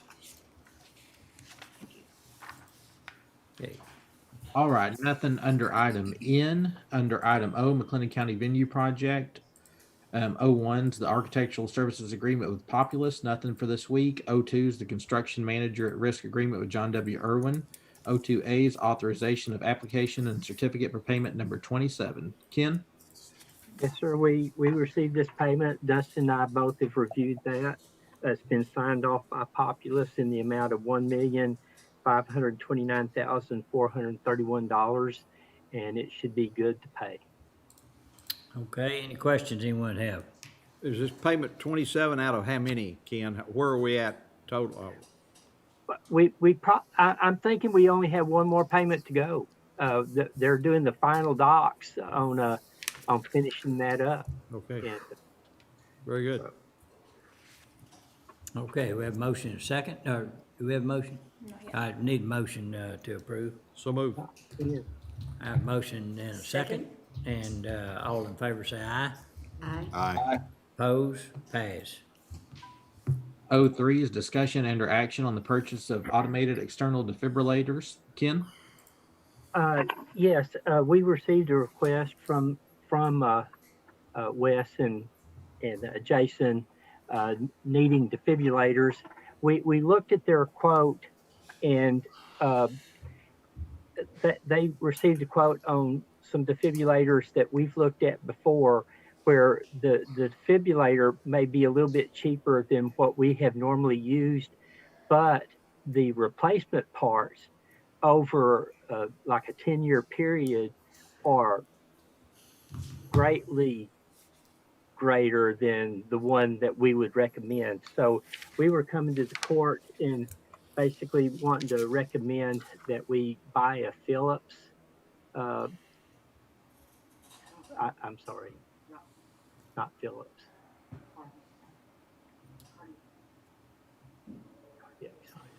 I'm sorry, I'm trying to get the right quote here.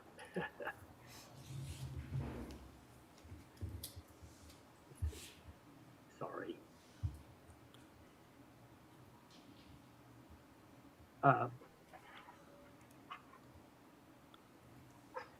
I'm sorry. Cardiac Science defibrillator, and with a Zoll defibrillator, and it comes with the batteries. It comes with a cabinet and pads for a total of $5,616. But again, the replacement on that at year 6, we replaced the batteries and the pads for $209. The servicing the Philips that they wanted, the AED was for 4 of them was $4,960, but the replacement parts over a 10-year period added an additional $2,520. So we just wanted to come to the court and recommend that we buy the Zoll AEDs, which is what we've been buying for the county for a number of years. Okay, Didn't we already vote on this at one time, or did this come before the court? You did, but what I'm coming back to the court because I'm recommending something different than I brought to.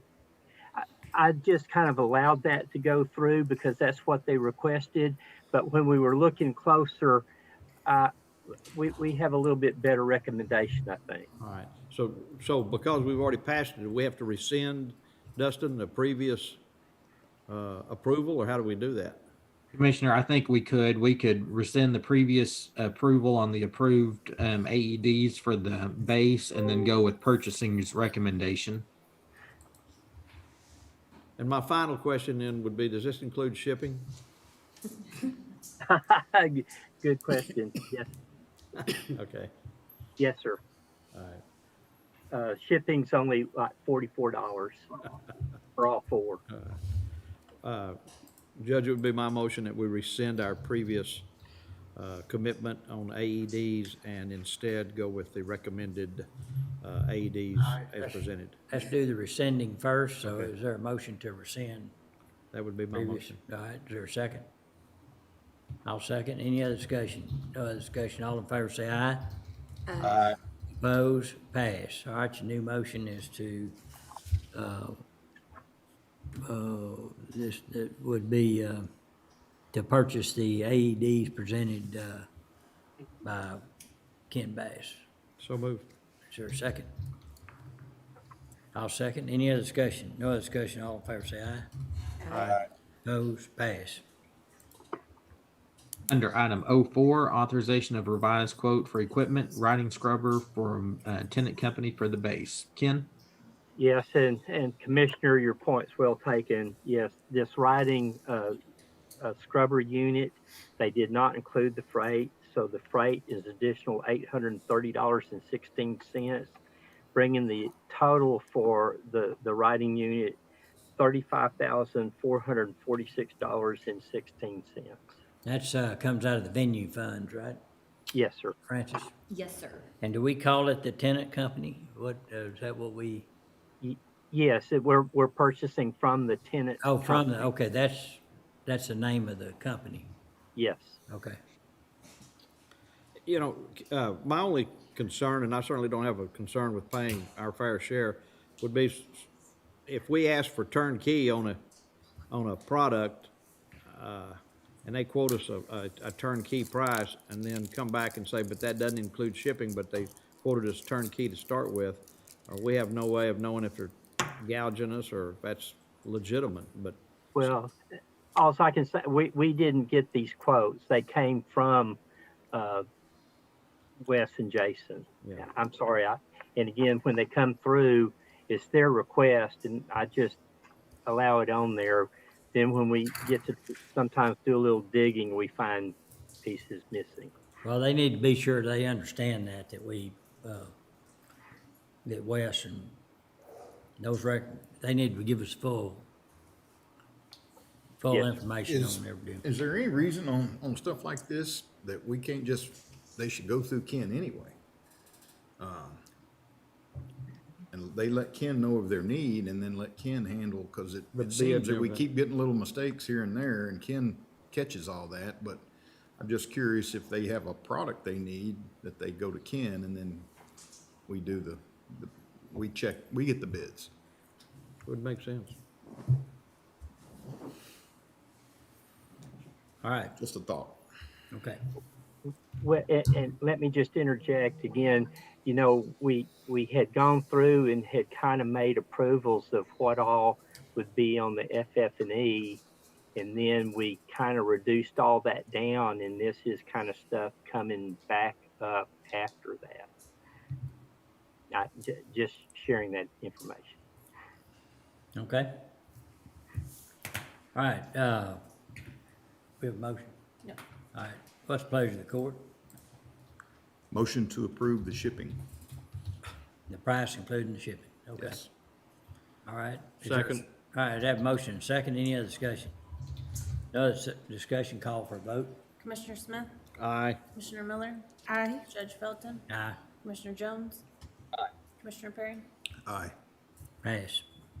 Okay, All right, and Judge, we've taken care of the supplemental agenda items, so I believe we are ready for economic development executive session. okay, we're gonna go into executive session under 551.08 of the government code regarding economic development and more specifically pending negotiations.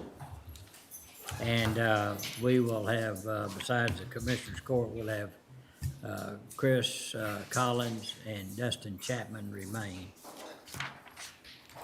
as well as the Deputy County Clerk.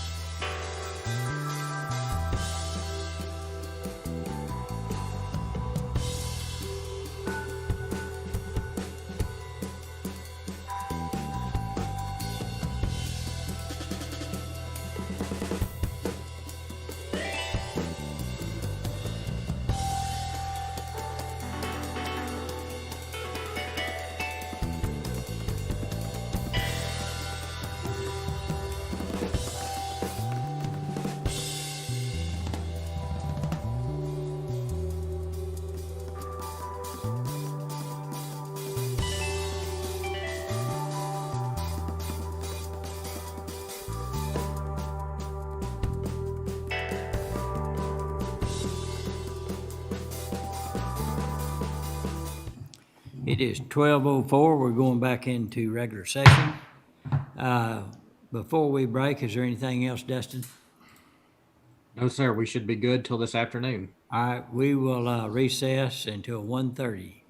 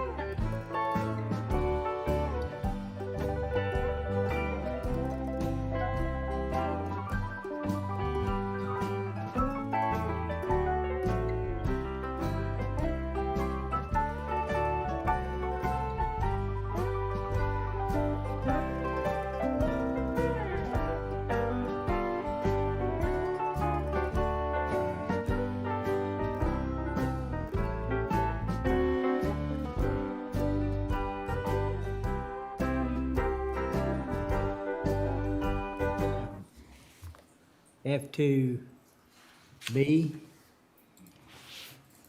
Mr. Jones, did you have a comment on that? Yeah, I think that the city is, the calculation is, 1,011,000, not the, 967,000. Yes, I saw that after we spoke earlier. I was gonna bring that up too. Okay, great. Sorry, I picked up that amount without the increased request. So that's about an 8.5% increase. So. I spoke too quickly on that earlier without looking at it.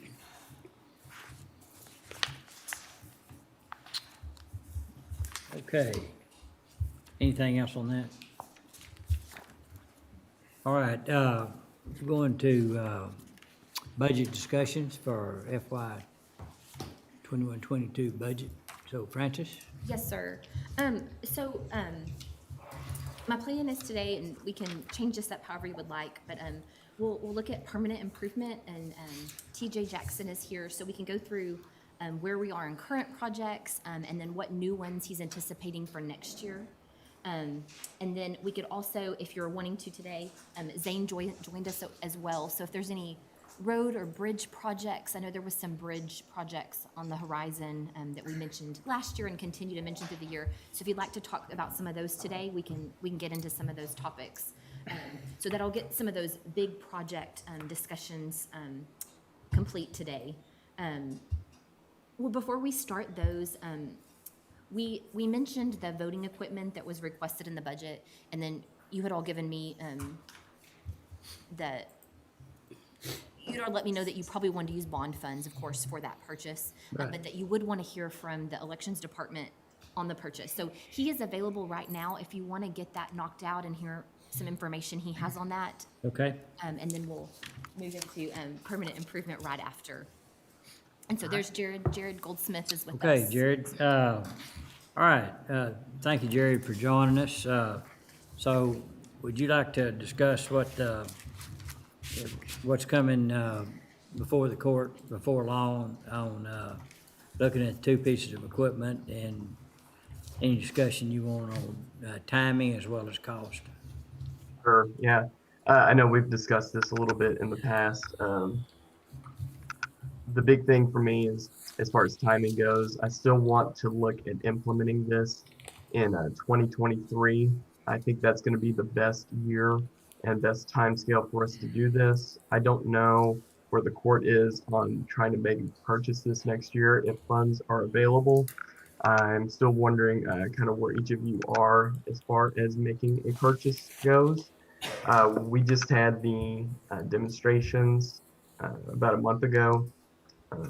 So I don't know if any of you had any questions for me before we got into that about the two systems.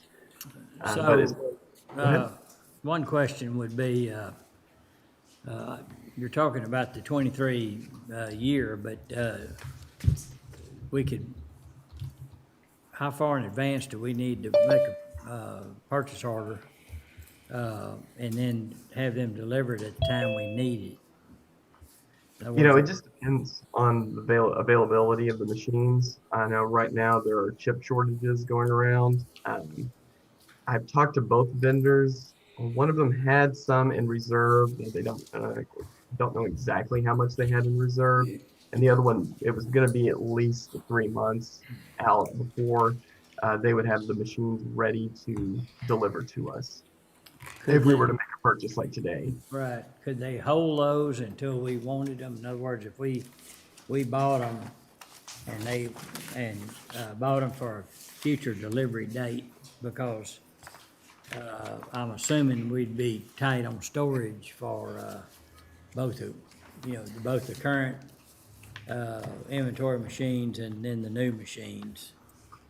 That's something we can ask them. I'm not certain if they could hold on to them. And now that's why I'm saying maybe it's something that we could go ahead and purchase in the next fiscal year. That way we have it purchased, ready to go whenever it's time to actually take that inventory in. So we could budget it now and then later in the fiscal year, we could put that order in, but we need to be assured that we're gonna get delivery. So- Absolutely. So we need to back our order up. In other words, if it takes them 4 or 5 months to get all the equipment ready and deliver it, then we need to anticipate that, so we hit that spot when we complete. Absolutely. So Francis, one, that sound reasonable? Yes, sir. So like you said, you know, when we take possession of the items is what year that expense would be booked in, so, Okay. you know, Even if we took possession of them and they were stored off-site, they have to be stored on-site for us Well- to be considered budget? no, you know, usually when we're at year end, and we're waiting, you know, the vendor's holding on to them because they have not actually released the goods to us, or they're still in, you know, in shipping to us. In this case, I think it's a little bit different, just something we'll have to look at and see what the vendor and what information they can give us. But if they're ours, if we could go and touch them or Right. actually, you know what county tags are gonna go to those, we'll just have to see what the situation is. But, if we're just storing them, then if they would allow that, we could probably book the expense in the year that we actually took possession of those, even though they might be stored somewhere else. Stored off-site, yeah. as far as like when we want to implement these machines, I say 2023. Preferably, I'd like to do it in the November election, so that would give us all summer to reach out to the public, do voter education, work with our new judges to get them educated on how to use the equipment, and as well as, you know, making sure that we're doing all of our testing that we need to do to make sure we're meeting state requirements. So the first time we'd use them be November 2023? That would be ideal, yes. How long does it take to train your workers? Well, you know, my plan is to maybe do some sessions throughout the summer months, kind of like in the lull that we're in right now, to have some sessions where they come in and we have the equipment open, show them how it works. Before an election, we always have training, and it's usually a few hours, but it would be kind of nice to give them a heads up beforehand, before we're actually doing like that elections training sessions, so that they're familiar with it and that they can ask the proper questions as needed. How many machines do you use to train on? Not many. We usually have, just depending on the election, a typical election, 8. But for a bigger election like we did in this past November, we probably had 20 machines set up for them to train them at. Typically we do the training on site here across the hall, but for the November presidential elections, we'll rent out the Waco Multipurpose Community Center and hold training over there. So that way we can get more people in, use more equipment.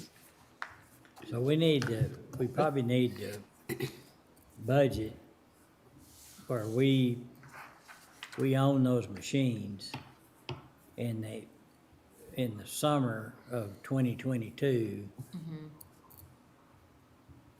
Well, all right, so you're saying, You don't need them until November of 23. yeah, okay, so that would be, So that would be You the probably summer. want to get them in the summer of 23. yeah. So that 2 would be years fiscal from year now. 23, so like he's saying, we So could. we wouldn't Next even budget budget them. season. It'd be next budget. And of course, the process would be that we would get rid of our current equipment and then replace it with what we purchase, whichever system we purchase. There's no way we can have all of it at once.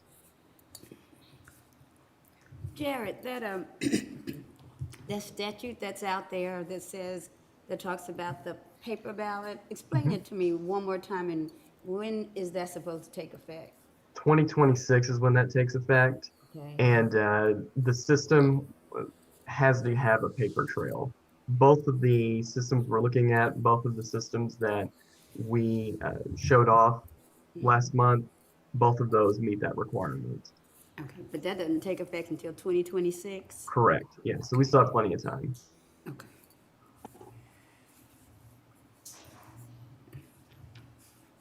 And right now we're going over numbers as far as we've received quotes from both vendors.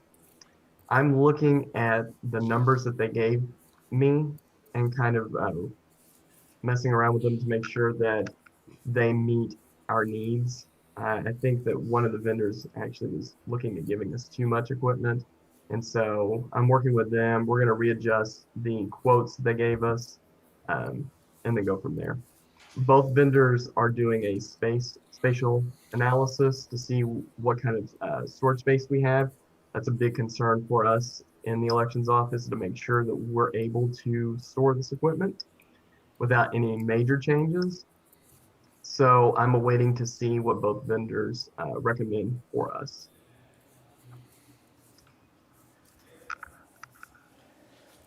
So it doesn't sound like to me that we need to consider this for this budget that we're working on right now.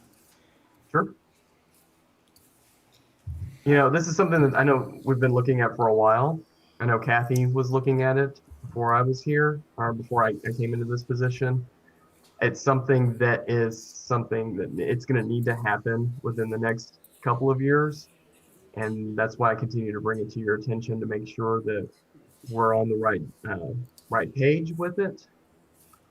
And I'm curious as to see where each of you feel we need to make or when we need to make the purchase. You don't see a lot of price change in a year's time, do you, from 20? I can. That's what I was going to ask. And I mean, would it be advantageous for us to go ahead and buy it for the November 21, which That's something I can certainly take up with both vendors. In fact, I will. I'll ask them both and see if they anticipate any kind of price change. The quotes that I've received from both vendors are, there wasn't a big change between when Kathy asked for the quotes a year or so ago. I guess that's the first Tuesday in November.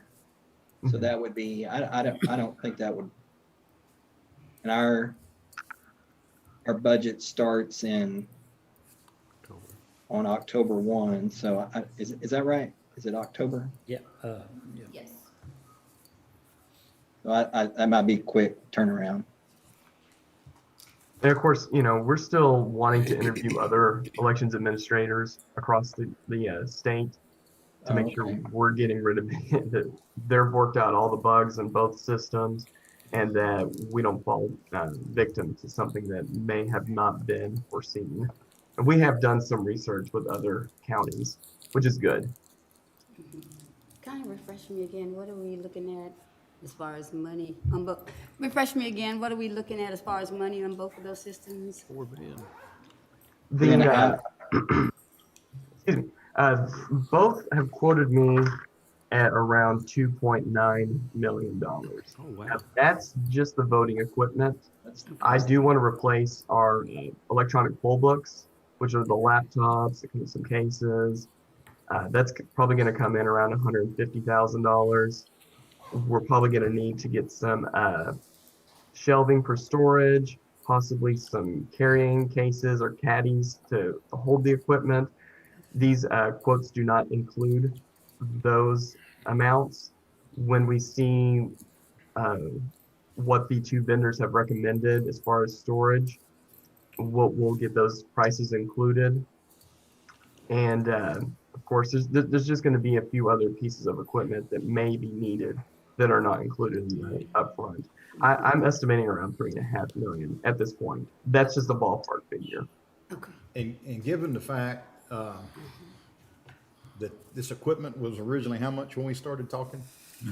10. Right around 10 million. I don't think we're gonna have to worry about the price going up on it, because No. it started at 10, it's down to 2, so. Will all Well- that accessory equipment come from the vendors also? For the most part, yes. If it's the poll books, that may be something we need to buy third party. But everything else, as far as the storage caddies or the carts, that typically comes from the vendors. We may be able to buy something third party for that. Now, if we need some additional shelving, excuse me, additional shelving, that would be something that we would buy third party. You know, with current administration having all this infrastructure money or discussions right now, I don't know where it'll go, but It could be, with all the discussion coinciding that, is on elections, there might be money in the new infrastructure bill for voting equipment, because that's a challenge for a lot of entities to be able to afford new equipment. So it wouldn't surprise me if that might qualify in a future program. I'll keep my fingers crossed. I haven't heard that, but I'll keep my fingers crossed. That would be wonderful. That does bring up a point I wanted to verify, and Dustin may be able to do this. One concern I had was if we budget for some items that we're talking about and then find out later on that our ARPA or infrastructure pays for it, I want to make sure there aren't any caveats in there that say it can't replace budgeted items. In other words, if you've already budgeted it for it, So Can you replace it and it not? It depends on the grant, and it would depend just on the grant guidelines. We've seen it both ways, where it says you could not have this, especially with the CARES Act, the first time around, it was you cannot have this budgeted to begin with, and then just turn it into a COVID expense. Right, that's so what there's worries some things me. there, so we can make sure, but, you know, a lot of times if it's something, you know, we have costs right now that are just in the general fund, and if it turns out we can move them to the ARP funds, we can reclass them to those grant funds. As long, like I said, as long as it meets all the guidelines of the grant. Right. but Well, we do that was a concern of mine, of the replacement, Mhm. not allow you to do that. And we do that frequently with the grants. These are a little bit more special, of course. But we would just need to I think there verify could that. be some changes coming as well. I don't know if any of y'all saw the article, but the state of Ohio challenged the requirement that you couldn't use it to lower your taxes Right. and won. Yeah, the Supreme Court ruled. So I'm suspecting there will be changes that'll be made. I don't know which way. It may get stricter or it may get more lenient, but, Yeah, and there was with the law that was mandating that everybody use a paper trail, that you can't use paperless DREs anymore, that if you had purchased it at a certain point, the state would give you funds to help upgrade that system that you had purchased. Unfortunately, we don't meet those requirements. We purchased our equipment too long ago. Prior to. See, that revenue caveat was only for states and territories. It didn't apply to, it was my understanding. And I asked the question specifically on, in one of the first NACO web about that replacement of revenues or to lower your taxes. And they said, you know, that only applied to the state and territories. But I understand why, you know, Ohio sued.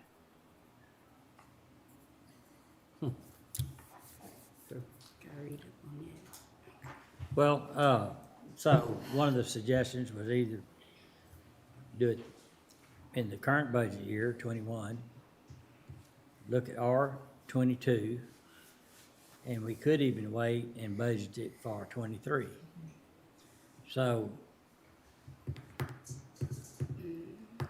I would think 22 for as long a delivery as we can get on it, so we don't have to store two types of equipment. I bet you they'll work that out.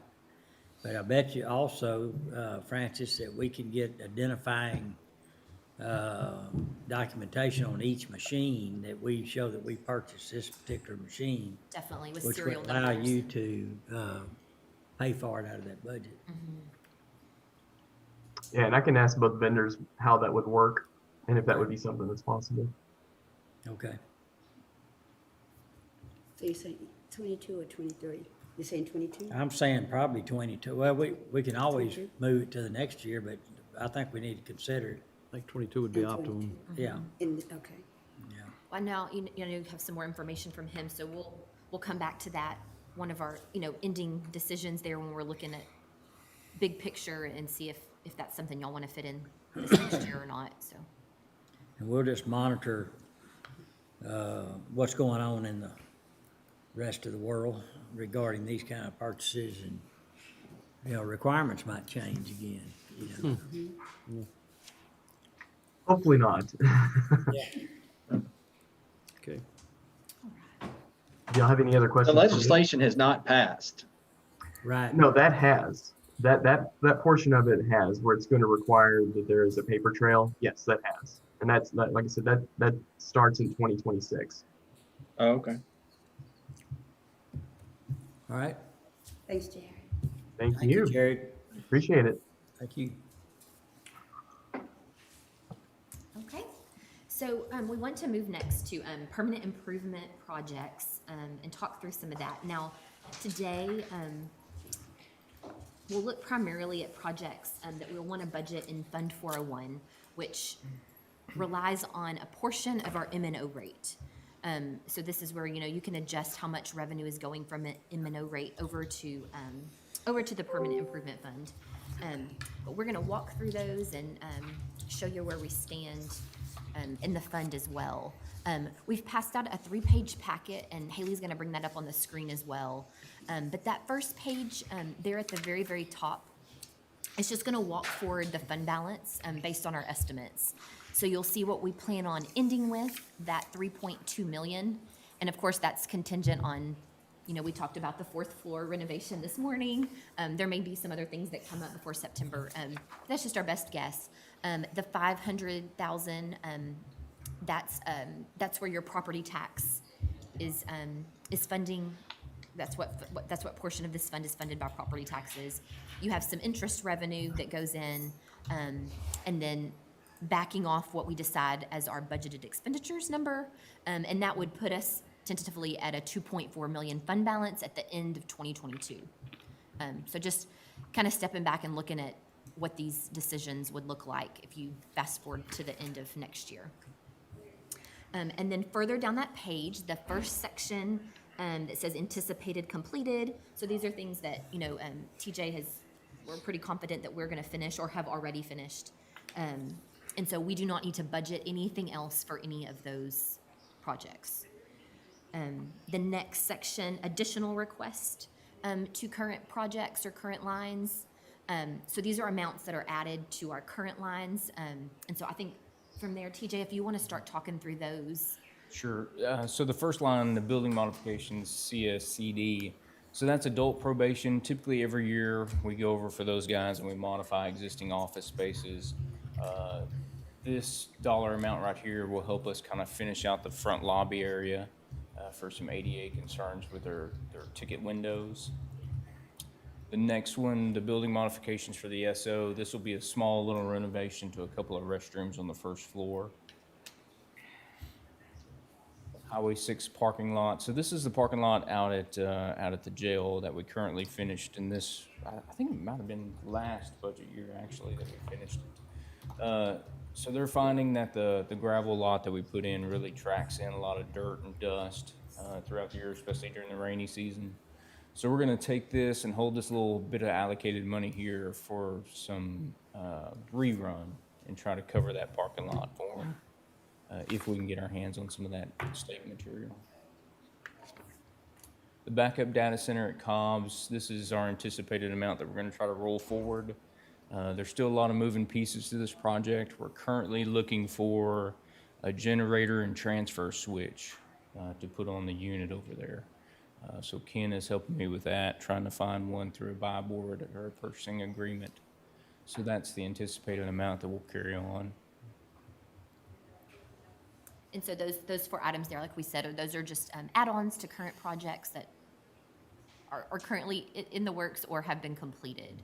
And the total of those additions is $68,450 for next year. And then the next section, y'all stop me if you need to. The next section is ongoing projects, projects we need to carry forward the amount into the next year. That top one, of course, is the $100,000 to the Heart of Texas Fairgrounds for capital improvements. So, you know, that is per our contract with Heart of Texas. And so that's plugged in there per the contract. And then if you want to go through those next 3, the ones that are in orange, those are the ones that we think we need to roll forward. I know there's some placeholders in there. We can talk about those too. Right, the ones that we'll watch going forward. So we'll start with the first, the ADA modification. So this is a placeholder that we keep in here every year. And depending on where we are in our ADA construction projects, we may see fit to start the next phase next year. So we'll keep this as a line item, and if we want to start some preliminary stuff with the records building or even another facility, this will give us the opportunity to do so. Shower renovations at the jail, this is a placeholder. We've got several showers over there that are starting to fail from a finish standpoint. So we keep that as a placeholder, and we're researching a good product to put down in those facilities that'll keep them from being so subtle to inmates tearing them up, which is a hard thing to do. Roof repairs at the fairgrounds, we carry this every year. We used a little bit of it this year. I anticipate we'll use some more next year. Major repairs, that's just one that we carry as kind of a bulk placeholder to take care of anything major that comes along throughout the year. Same thing with roof repairs. That's for our minor repairs that are done throughout the year, which, by the way, we found 4 holes on the records building roof last week due to bullets. So that's the new thing now that we're tending to find here on the downtown campus. Celebration outside with a firearm is not a good thing at I all. mean, they went up and they come Went back up, down? come back down, punctured the membrane. Where? What goes up must come down. What, you said bullets? Mhm. Fireworks? No, no, firearms.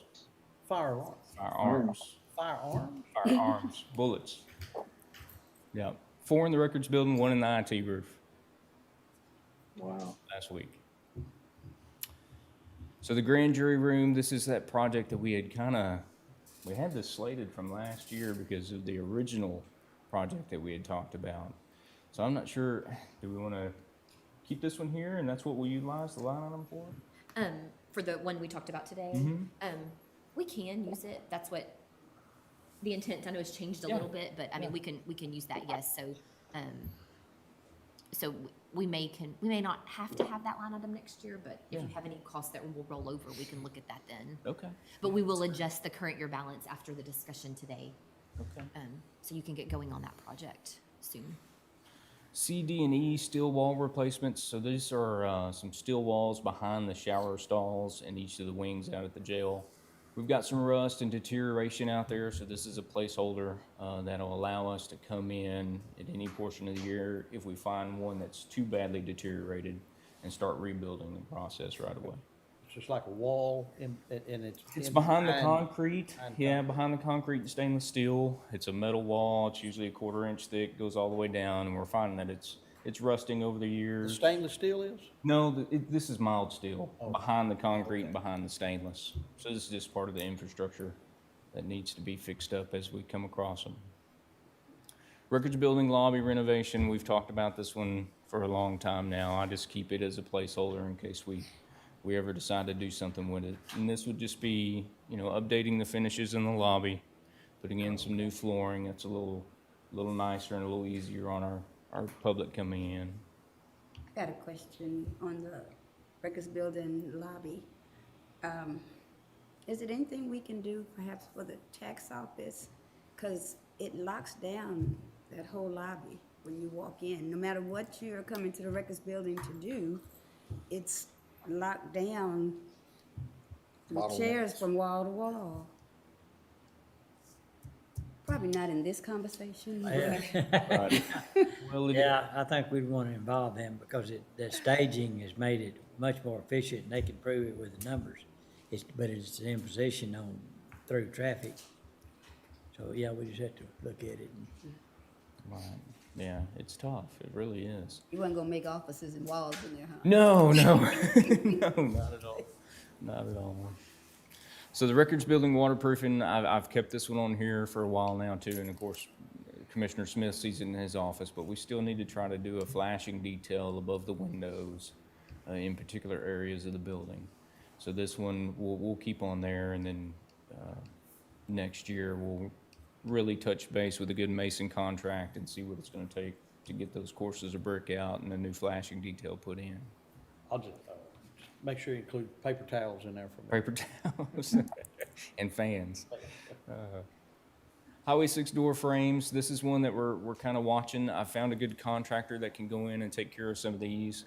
So over the years, when the gel is being washed out, the metal door frames have really taken a beating and just rusted to pieces. So this will be a price to come in 2 or 3 feet up the wall and replace those frames.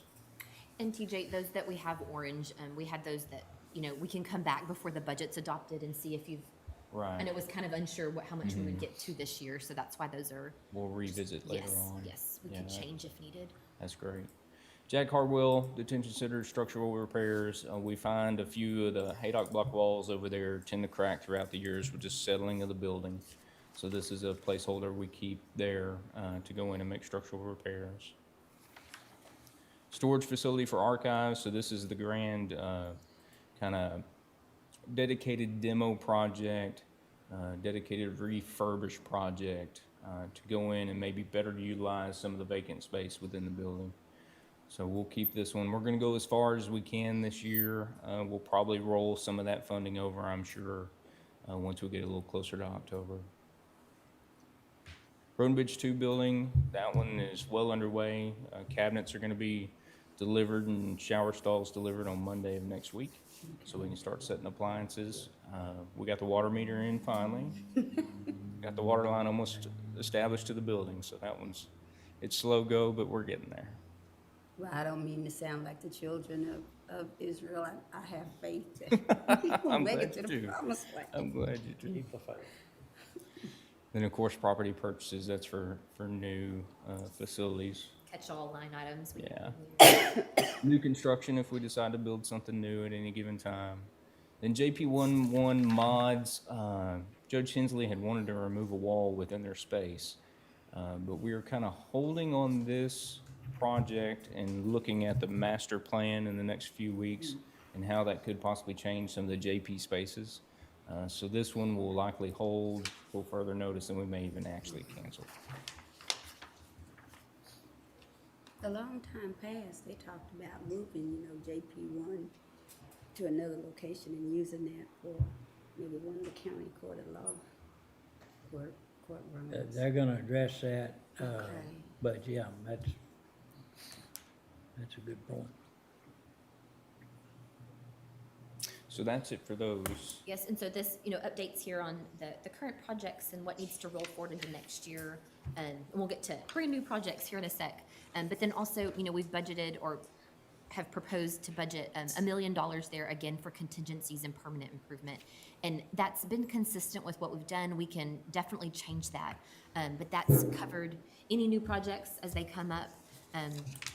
Like today, you talked and you were good with the remodel of the 4th floor. So that will come out of the contingencies line in that fund Okay. to fund that project. So those are the types of things that could come out of there. But like I said, we can change that number to whatever we feel is So are you appropriate. saying up to now, there haven't been any expenditures up until we approved today? Just 88, was it 88? That revised budget, the 912,000. So we've just moved about 88,000 so far out of Okay, contingencies. so that we've spent about 88,000 so far. Correct. That is correct. Okay. And so then there's some new projects that we will incorporate here as well, per your decision. But and we'll get to those. On the second page, we just wanted to give you an update on the current projects that are being funded through the bond funds. We are using our 2019 bond. Right now, that's the money that we do have remaining.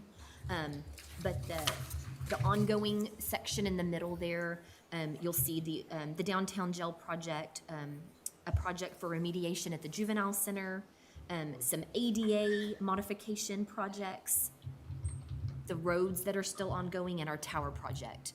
So those are what are eating into those bond funds, and we anticipate that those will eat that entire amount. And so they're not able to house any more projects at this point. So just wanted to just kind of give just a little bit of a idea of where we are there. And then on the third sheet of your handout, these are the new projects requested for this year. So There are, if you are, or if you approve these, then we would house, the majority of them in the permanent improvement fund, or we could use bond funds if you so choose. So the tax revenue, generating fund or the bond fund. There are 4 that actually say repair and maintenance out to the right side. And so those are things, things TJ had brought up for this year, and we just wanted to bring them to your attention. But if you approve those would go into repair and maintenance in your department. They're not quite permanent improvement, or they're more repair and maintenance. So, but we wanted to have them all together in one list so that you could work through them and make decisions. So I guess we'll just start line by line again on here. So the first one, Jack Harwell Detention Center, this is in the main office area. Whenever you first walk in, their receptionist is kind of an open air concept. She's got a desk that just kind of hangs out there. So this would give her a secured space that's behind closed walls, where she could perform her daily duties and tasks and be interrupted, or uninterrupted, excuse me. So this one's a pretty valuable project. I think it would probably do them some good out there. The next one, the hot water loop for Jack Harwell Detention Center. So when the building was originally constructed, they did not finalize the hot water loop throughout the facility. So what we find is throughout the year is we can't get hot water to the far end of the building without running hot water and just letting it dump.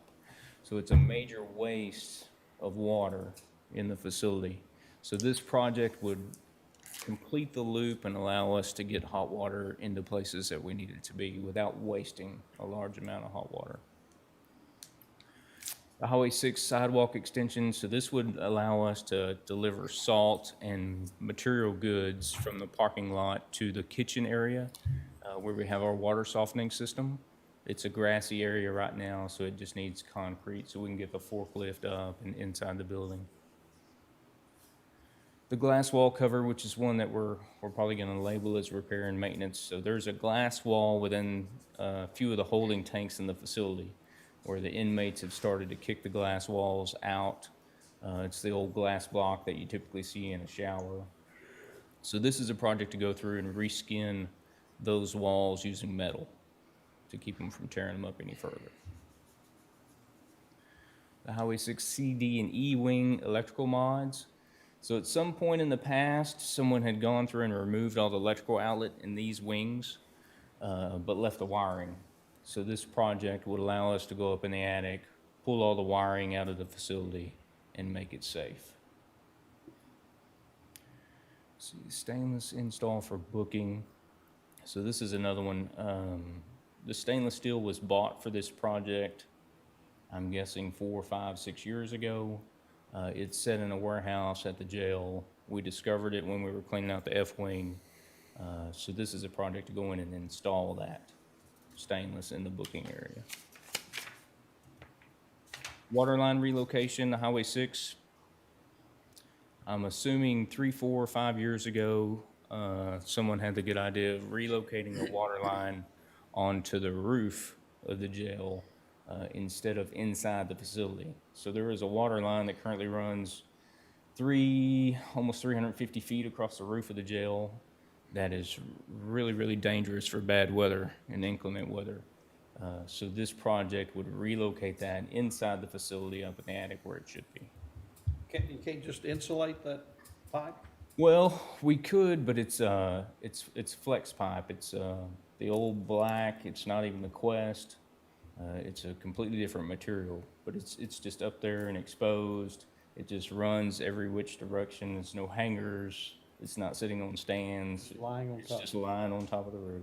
And it was originally moved though for secure, where was it originally? It was running down the hallway of the facility, and I guess they were having problems with the circulation pump at one time, so they disconnected everything in the ceiling, ran the line above the ceiling all the way over to a holding tank, and terminated It's not a it. security issue to Not move a it back security inside, issue. to move it back inside? No, not at all. Not at all. This is more of a weather, to keep it from freezing in the wintertime.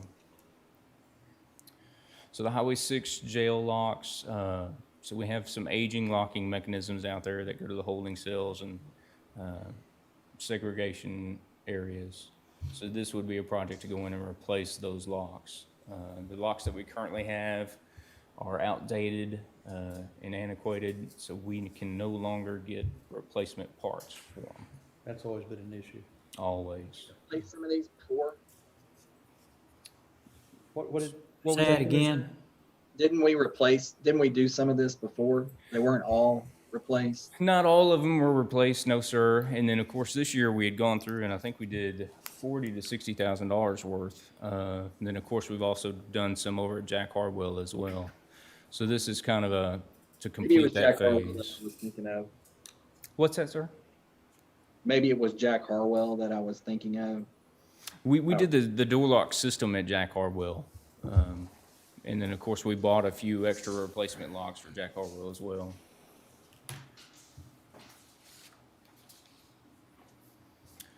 I think it's a good idea to buy extra replacement locks or parts when you have the opportunity. Always, especially when you're talking about jail facilities, anything of that nature where it comes from a particular manufacturer, you pretty much got to buy, a dozen or so extras just to keep in stock. So we'll move down, the records building, treasurer's office mods.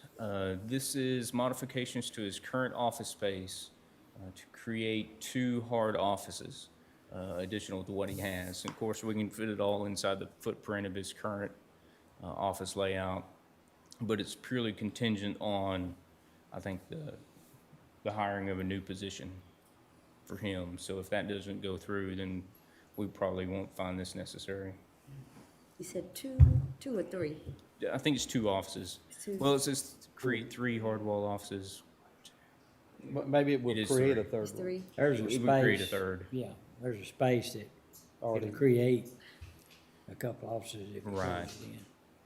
Yeah, so it would be 3 physical offices. And then the area outside would just be modular furniture.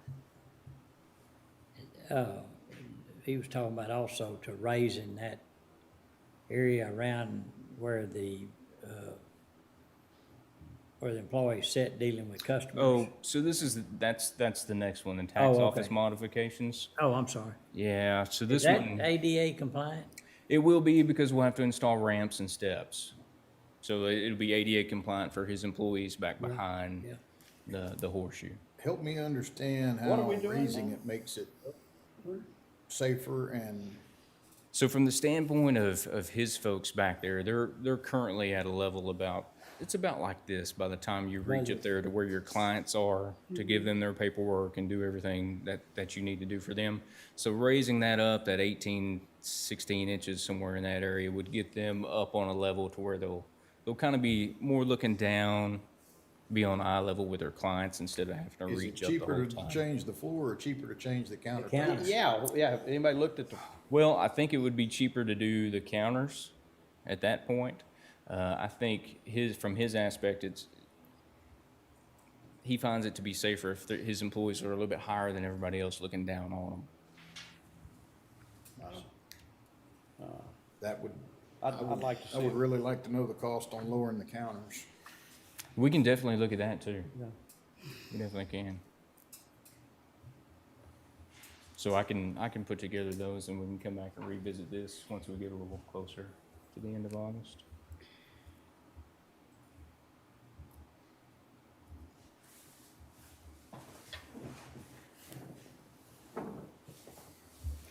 Okay, so moving down, JP3 tax office mods. So currently, the JP3 office in West only has the capability of housing 1 employee on the tax office side. So what this modification would do is we would add an exterior door to the building and then continue his office space all the way to the exterior wall, which would allow him to house another person in there to kind of speed things up and be able to see more clients. Overall, it's a minimal project, and it would definitely help allow them to do a little more business within the facility. So there's only one employee over there right now? Yes, sir. And this would allow them a second employee if they, And I'm assuming this is, Oh, he's got 2, but they both can't. They can't help people at the window because there's only so much window space. So this would allow them to have a double space where they could both utilize the window and help people at the same time. they're busy enough to need 2 windows. I believe they are. There are 2 windows at the McGregor? Yes, sir.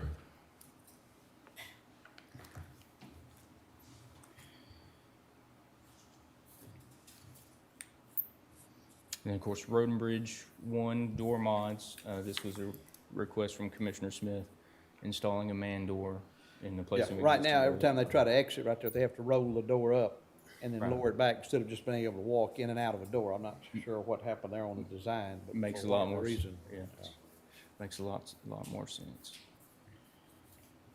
And juvenile probation, the door control system replacement. This is one that we're seeing is starting to fail within the facility. So Colin has asked that we've looked at this one. I think we're down to one of our last bits and pieces that'll make this system run. It's old and antiquated. I think it was put in by, wasn't Sedactic, it was another one. It was the other one. Yeah, the other one. So it's been nothing but headaches and issues. Either, was it? When we had that big. I think this one was quite a while ago. Is that a bid item? We'll bid that, $200,000? This is one that we will probably bid. The thing that we're faced with, that kind of puts it at a disadvantage is there's not a whole lot of people out there that do this one. So I think what Colin is asking for is for us to stick with what we've done at Highway 6 and Jack Harwell and stick with a similar product. We all have the same operating system, all the same computer system. So it would probably be a Sedactic product. Yes, based on the track record, like I know that we have with the other facilities. They thought that would be best. So it's not a standalone system, it has to work with everything else? It wouldn't have to work with everything else. I mean, just because the facility is so far away from everything isolated, else, it's yeah. isolated. I think we're just looking for standardization on what we've got and what we're operating with. And since this fell more into a permanent improvement type project, Colin Coker presented to the juvenile board and like he does the rest of his budget, but this comes back to y'all since it's related to a permanent improvement project on your facilities. So that comes back to you here for your decision. They approved it, right? So I'm sorry. the board of judges approved it, right? They gave a thumbs up to it, but then ultimately it's y'all's Yeah, decision subject to- then to approve it here. Yes, sir. Commissioner's Court approved. Yes. So, going through those, I know there was one that was contingent on new positions that we'll talk about later this week. And then one, they wanted you to look at some more information on the countertops. But is there any other questions that y'all have right now on any of these? No, other than the last one, you can probably tell by what I say in court generally is I like the bid process for getting the best price for our taxpayers. So anytime it's possible to do that, I don't have a problem.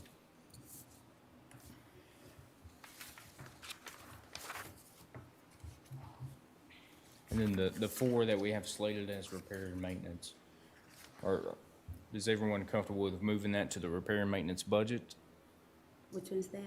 So it was the glass wall cover replacement, the electrical modifications at the CD and E wing, Sure. the stainless steel install at Booking, and then the door locks at Highway 6 jail. Yeah. And you said we already have the stainless steel for the benches and walls? Yes, sir. It's just stored somewhere? Mhm. It's stored, just needs to be installed. It's not, sure, okay.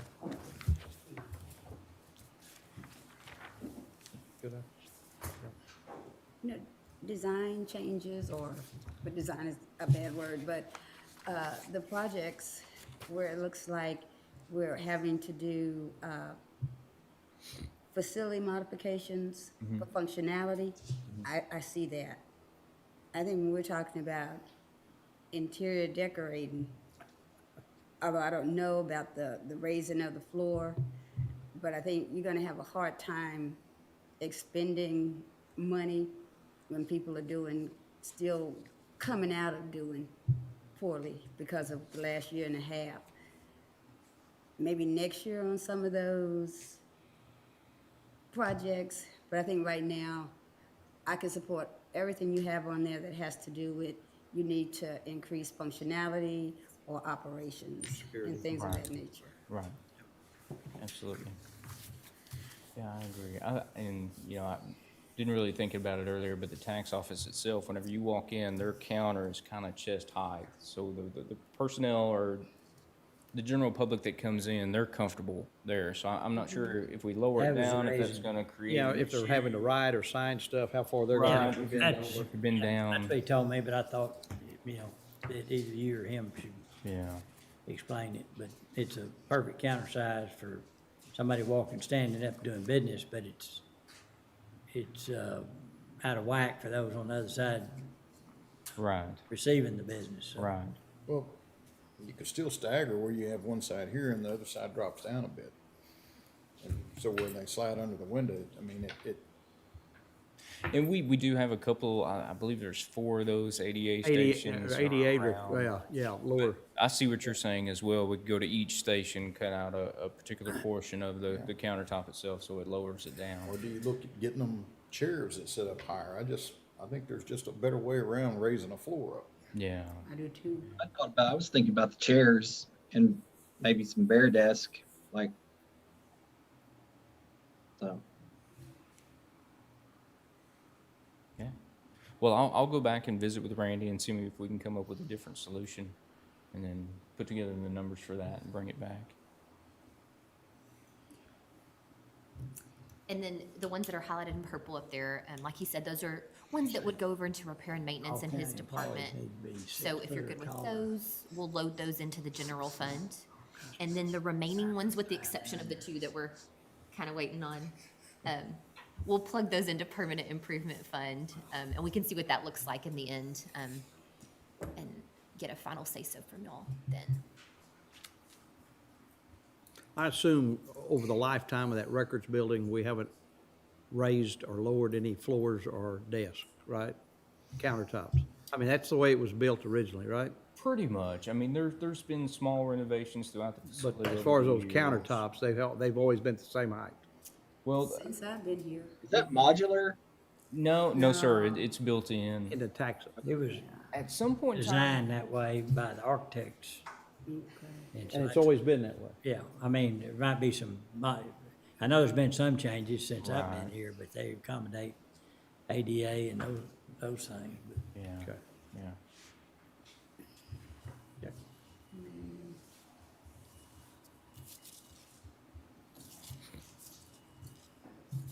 So anything else further on any of those, that you need further information, or that you have any other holdups on any of those? anything else? No. Good. And then I didn't tell TJ I was gonna say this or ask this today, but since he's here, there were 2 items in capital outlay, Uh-huh. the cart and the trucks. So I thought maybe since you're here, we could go ahead and go over those if you're ready. Absolutely. If not, Sure. Yeah. my plan is that we'll tie up most of general fund tomorrow, and that would include capital outlay coming back to vehicles and equipment. But we haven't heard from TJ yet on his 2 requests. So we'll get those pulled up, and those are housed in Department 7920 in the general fund.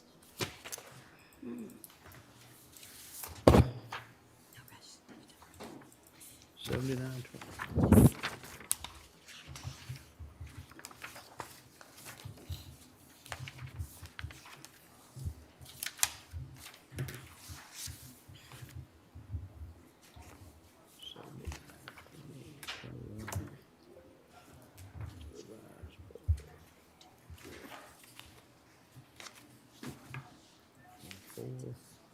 We're looking at 2.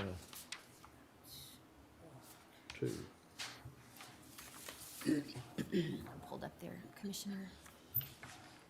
It might be easier if we see them there, the 2 in yellow. Thank you, Haley. So he has 2 requests. The first request, the one highlighted in yellow, is a request for two Chevy 1500s. And then the bottom request is a utility cart. So the 2 vehicles, the Chevrolets, those would be 4-door units, 2-wheel drive, basic work trucks. So what we would be doing with those is we'd be replacing a portion of our fleet. We've got 3 inmate transport vans that I believe the county has had since the mid to early 80s. So they have seen their better day. And we've got an older Dodge pickup as well, that we'll probably try to limp along one more year before we try to replace it. But we've got an aging fleet out there that's, 25, 30 plus years old that we're definitely gonna have to start doing something with. The cart, that is a flatbed utility cart that will help us transport trash. Due to safety concerns, we are not allowed to have a dumpster around the courthouse location. So all of our dumpsters are currently down at the end of the parking lot at the records building. So there is no ease at all as far as taking trash out of the building. And typically on a day-to-day basis, we see 70 to 80 bags of trash come out of all the facilities together. So it's quite a run. So this would help us in our logistics of getting trash. Could you keep that van and use that? If we gave you a new vehicle, just keep the van and. We definitely could, yeah. So what's a car, when you say cart, explain? Like a golf cart with a flatbed on it. Okay. Much like what you would see on a football field. It's got the long flatbed with some Yeah. rails around it. We would just throw trash in and. Where would be the easiest for you guys? I mean, we could get away with a van just the same. As far as, the ease of driving around, a cart would be a little bit easier on us. But we could definitely get away with it for, this year or 2 more years, utilizing a van. Sounds like the cart's probably the better permanent solution, though. It is, and I mean, to make it ideal, it definitely would be. Any particular reason why there's Chevy 1500s, not Ford 150s or Dodge 20, or? No, we've got a run-of-mill of everything. Once we buy these Chevrolets, we'll have a mix of about half Fords and half Chevrolets. I didn't know if it was just best price out there on the bid board or? Not really any. Is there one on the comparison. bid board? Well, that'll be the thing is, Yeah. hopefully the market takes a turn and we're Yeah. flooded with vehicles so we can at least purchase some next year. That'll be the I other don't know. thing, so. You look at the car lots, so it's not. Factories are still closed. What was that, Commissioner? The factories are still closed. Still closed. Wow. Amazing, We may have a tough time. yeah. Okay.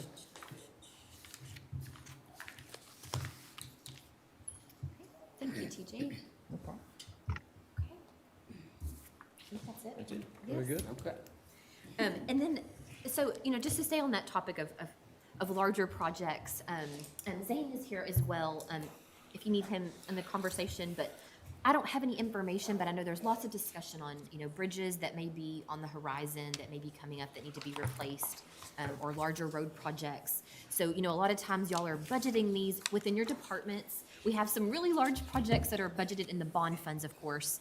But, knowing those up front as much as possible, we can go ahead and budget for them. It just makes the next year run smoother, when that money's already set aside for certain projects. So, I don't know what y'all want to. I think it's appropriate, since we just closed our 3rd bridge down today in Precinct 4, that Zane maybe has a discussion with us on where we need to go. Well, we definitely need to, good afternoon, everyone. We definitely need to budget some money for drainage projects like low water crossings and some future bridges. Every commissioner, every precinct has a drainage project that is either scheduled or needed to be worked on. Currently, there's 10 to 11 projects that I'm aware of. Who knows with the cost of prices and services and materials.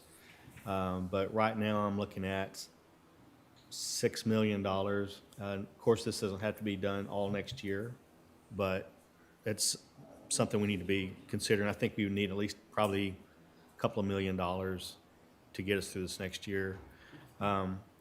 If I may, I'll just read off a list of projects. Probably sound familiar to some of you. In Precinct 1, we got the 12th Street Bridge over Flat Creek. Currently, we're waiting on a study to be completed, and that study is waiting on FEMA to complete their stuff. That's going to be a big bridge. I don't know what the price that's going to be, so I just put in $1 million. That's going to be a long bridge to get over the Flat Creek. Have to be. Right. And then Precinct 2, there's 7 Mile Lane Bridge which is going to be one that we'll need to tear down, build back new, buy some right of way. There may be some utilities underground that we need to relocate, so that's going to be a rather expensive one. I put in $1 million for that one. I'm not sure, it could be less, but I'm not sure what it's going to be. In precinct 3, there's going to be a bridge over Hazelwood Avenue over White Rock Creek. I put in, I think, $500,000 for that one. Then we have the low water crossing in precinct 3 on County Line Road South. That's currently being designed. Probably $250,000 to $400,000 to construct that. We've got a couple of bridges, North Crooked Creek and Tonk Creek. Those are currently in design. We're waiting on right-of-way to be purchased. That's in precinct 4. Mahoney South Lake Dam, we spoke about that today. We'll see what that study brings back. East Panther Way Road, there's 2 different projects there. That's in precinct 4. There's a culvert replacement, which is a large project near the pond, and then there's a bridge over the low water crossing, and that's probably going to be close to $1 million there. It could be. So those are some. I may have left off a few off the list, but there's definitely a number of bridges and low water crossings and culvert replacements and drainage issues. Didn't even speak about soil conservation dams that we may need some money to match the state funding on. Don't have any on the horizon just yet, but I always get contacted by TCEQ or NRCS or someone saying, hey, one of your dams needs some work on it. So with that, that's what I have. I would imagine if you could budget $2 to $3 million, I think that'd get us some soft cost purchase like right-of-way, design, land surveying, geotechnical testing, see what's underneath the ground, see where the water level is, all that kind of stuff. I was gonna ask you about Vernal Road at Big Creek. I think we came in with maybe an estimated cost of $274. That was the initial cost, right? Vernal Road. Do you think, is it weighted enough to make this list? Or do we need to see how safe it is? TxDOT took it off their Yeah. list of being concerned about, so I moved it down on our list as well. Okay, did they say why they took it off? It was a long explanation. And it was pretty much, they just didn't find it as concerning as other bridges, so. And sometimes that doesn't mean that that's because it's safe. Sometimes they look at it, the number of people in that area who might use it. Right, number of people, possible detour routes. And then also just the number of traffic that's over it. Right. I was thinking about traffic.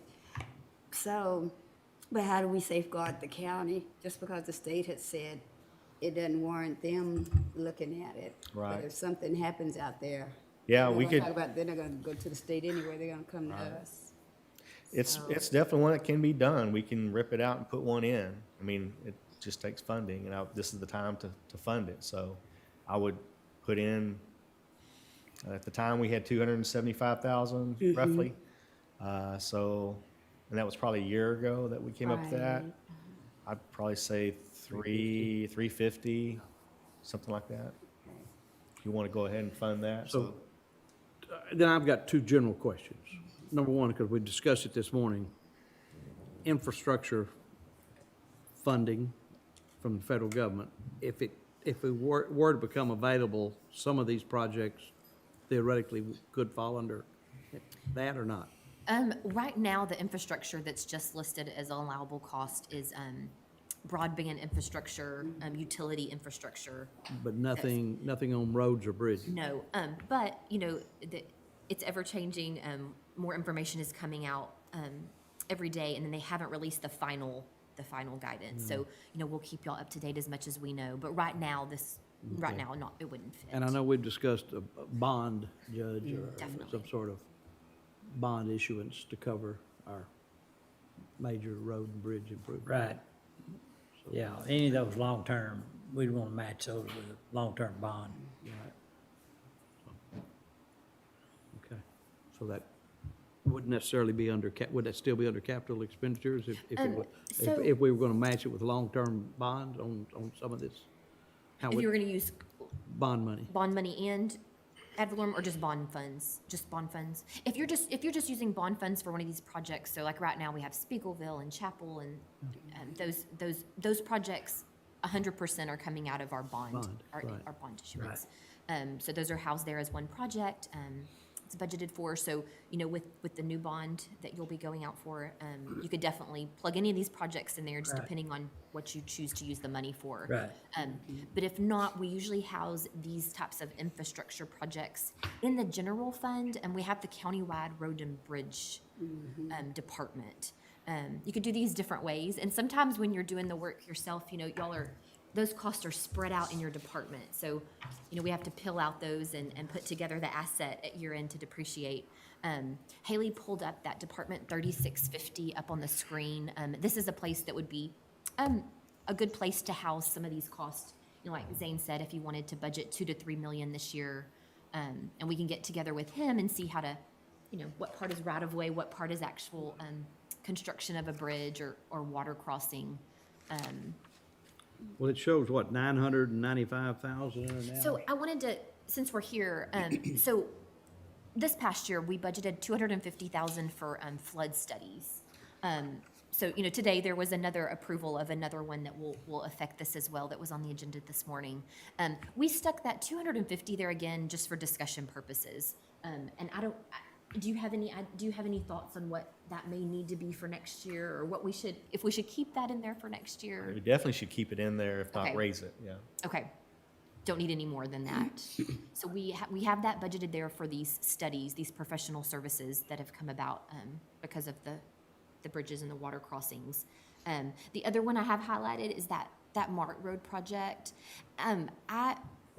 Have you received any invoices on that yet? We haven't seen anything, and so I know I don't think there was ever a final decision made in court about which direction we were gonna go, but anyway, that's there, and I just, again, for discussion, wanted to know if there's anything that we need to budget there. But nothing has come through yet. We haven't paid anything as of this moment in time.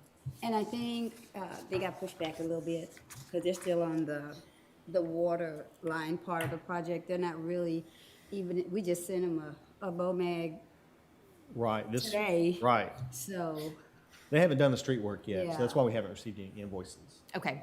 but they may have more activity next fiscal year. Well, I don't know how the summer's going. Probably ought to get a report I on don't know how that. the I mean, summer's you know, they've got another request on helping them with the Mart Lake Dam, integrity of the dam. And, you know, so we're trying to figure that piece out, but, in fact, Mr. Perry and I were, I forgot how much the Mart deal was. We decided to go to a third-party contractor to do it, and not us. And I was thinking it was 380,000 or so, and he thought it was like 400-something thousand. Do y'all remember what it is? That we approved in court? So I that was three, right. yeah, the 375 was 375. originally, Okay, come here. was the estimate. How much? 375. Okay, 375. I think we need to carry it to, Yeah, because yeah. as long as the contract doesn't change, then just Yeah. move it out of this year and next year, if they're not gonna get started on it until after October 1st. I think they're trying. I think they're trying to get something going. But They I may doubt, start this month. okay. I would anticipate receiving an invoice before the end of the fiscal year. Yeah, we'll see. For all of it? I don't think they're gonna complete it before the end of Oh, the no. fiscal year, Okay. but they will start, and so then we will start receiving invoices that we'll need to pay out of that 375 allotted. So then it Then sounds we'll like, need to budget the balance of it. Right. so we just need to re-put in that 375 then. Yeah. We just wanted to bring it up and see what the status was and what we needed For to. the next budget year, we wanna, if we spend any of it this year, it'll come off of that Right. 375. Yes, so we'll keep a note on it and we can, Yeah. as long as, Reconcile it. for the end of August, we can adjust that if any invoices come in. Okay. Yes, ma'am. Okay. And then, so like you said, if y'all, y'all may want to have some more discussion on that 2 to 3 million estimate that Zane gave you on some of those bridges and low water crossings that could be completed this next year. But, if y'all have any thoughts on that, let me know. But we could plug that number in, probably like in the infrastructure bridges line item, just to have in there. What would it look like, Francis, if you plugged that in? If you plugged in 2 million? 2 million. Not saying put that in there, just say what it would look like. Yes, yeah, You no, mean well. if, you just mean for bridges? Yes. For the actual construction of those. I really think the bridges are long-term. Yeah, And I that'd mean, be bond, we'll fund those with bonds. and, I'm looking at the 2019 bond. And I mean, there's some stuff that's not necessarily too long-term. I thought you said that was all You spent. know, Yes, and so you can use bond funds for really, as long as it meets the definition of what that bond was gone out for. So we do have some smaller projects in there. You have some very large road projects. But yes, You're looking the at the bridges, one you could coming, put on a bond, or you Pardon? could put You're looking here, at the bond coming, you're not the existing bond, you're talking about the future. the bond. new Yeah. bond. Okay. Yes, yeah. And you So still that's have what our just- that's decision com- needs to be, just where completely up to where you. they're gonna go. yes. 2019 bond. And so like with your 12th Street Bridge, there's no way that our guys are gonna be able to do it. No. I've got bridges, no way my guys can. But then I have bridges that my guys can do. And if we use a third party, that's why I like to put it on the bond. But if it's something our guys can do, I've just been trying to pay for that out of my budget and not tie up bond funds on that. And so I guess we need to sit and look at which projects might require a third party vendor and which ones we could do on our own. That's true. So does it benefit the county to have some here and then some on the bond? It's just a funding decision. So either way, and if we went out for no bonds, then we would stick it here. But it's just up to the court and how they want to maneuver those. So I hate to charge, I hate to put $2 or $3 million in the general fund and then, not have it used. That's That'd be a Yeah. lot though. Yeah, that's about, $2 million is about 1 cent. it drives you M&O, so. All right. So do we want to then I think we Is have it the con- bond I think we keep the conversation, come back consensus to it. look more for the bonds? I Okay. think we're gonna have to let the commissioners kind of think about their own precincts and come back, work with Zane. One thing on the bridge, where if the county does, if a precinct decides to do the bridge and there's a lot of material cost, you could just take the material costs and put it on the bonds and we do the labor out of current year's money. And then what kind of sneaks up and catches you is you're prepared on the smaller jobs to do it yourself. It's the engineering costs, it's the, All those soft costs, Checker. geotechnical, the Yeah. land And that was- survey, the right-of-way Right-of-way. acquisition. yeah, that's what Those- sneaks upon you. and Are those costs eligible for the bond? Pardon me? Would those costs be eligible for a bond? Yeah. That was my question. Yes, and so those would be rolled up if you did it at the same time you built the bridge or road. They're rolled up into that cost. So that total cost is going to be depreciated, including all of One those. cost for the whole project. Yes, sir. I think we better figure out what else we wanted that bond for, because we could spend a lot of money on bridges in a Yes. hurry. Well, and, you've got, there's several that are kind of emergency, need to be done. And there's others that need to be done in the near future. So define near future is 2, 3, 4, 5 years and just try to do like we did the roof project. See how much useful life we had and, Right. do them. Well, five of these that I've listed should kick off in this next fiscal year. The other Okay. 5 could maybe extend into the next year or two. Year or two, okay.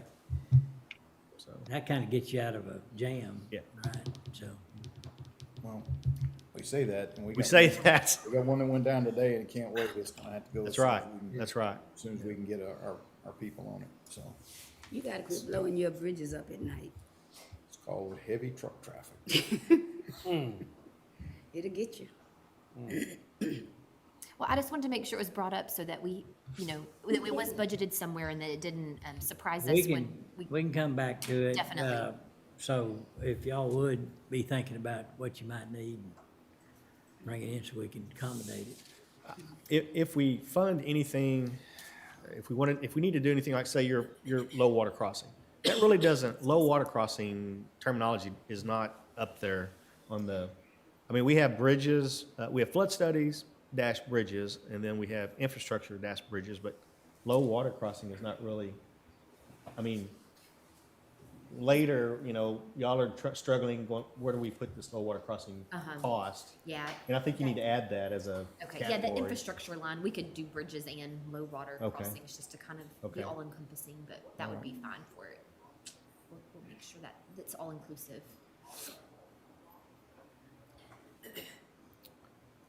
And then one other thing, just that right-of-way purchase line item, we always budget something there because we have right-of-way purchases that come up every year. Not a whole lot this year, as you can see, but there is a large one of $610,000 that's upcoming, and that's on a text dot project.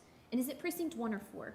Is it 1? 1. Okay, like it's Chrissy, but and so that's I think anticipated to be this year. So that number is higher than it has been in the past, but we just want to make sure that gets in there.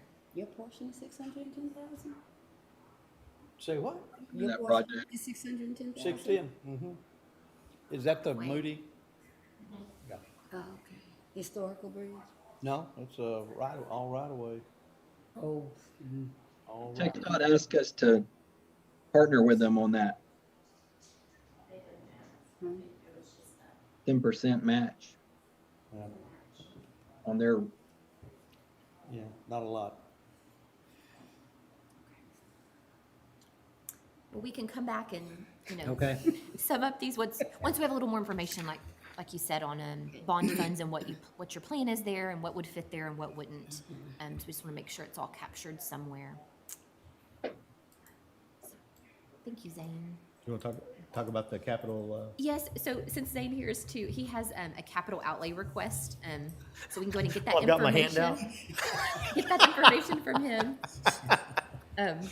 And this again is in Department 7920, the top line there on that spreadsheet, and I'll let him speak on it, of course, but this is land survey equipment at the cost of $45,231. right, so back during my performance review, when we talked about, y'all asked what I needed would help with the department, and I mentioned that getting some updated survey equipment would be helpful, especially since we're talking about a bunch of bridges and low water crossings. We need to determine what the elevation of the bridge decks, of the low water crossing. There's times when houses may or may not be in the floodplain, and we're trying to determine what elevation those houses are at. It would help us to have some modern survey equipment. Not saying that we're going to do any land surveying per se, but it would give us more data to make decisions on, and that would be helpful. I hate to even ask what generation you're using right now when you say modern. Quite old, but so So- anyways, that's the reason for the ask. It's in the gray highlighted. Under engineering out there. Okay, land survey equipment, 45,000? Mm-hmm. I guess you're talking about more than what I've got, my little transit and one Right, so it's an updated transit. wooden stick. It's updated to that, yeah. Okay.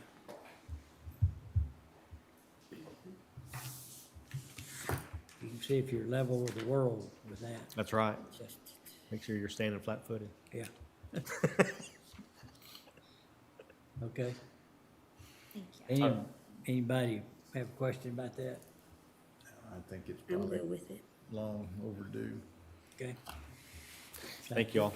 All right, thank you, Zane. Okay, so where we are at right now, this is my plan. This was my plan for tomorrow. Come back and look at the big picture again. We'll have some updated numbers for you, just kind of see where we're at. We only have one person that we haven't heard from as far as capital outlay is concerned. That's Constable 1, and they're going to be here to speak tomorrow.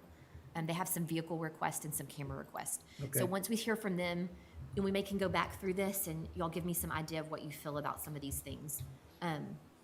We have a handful of departments to still go back to. A large group of those is the sheriff's office departments. So they've spoke on those, you've heard all their Yeah. reasoning, but we just need to go back and make sure we're good with those or not good with those. Okay. And then we haven't talked about any road and bridge departments, if y'all want to touch on those tomorrow. I know not a lot of change there, but just to check those off. And And so my plan is then by the end of the day tomorrow afternoon, I don't think it should take terribly long, that you'll have gone through everything operating wise for general fund.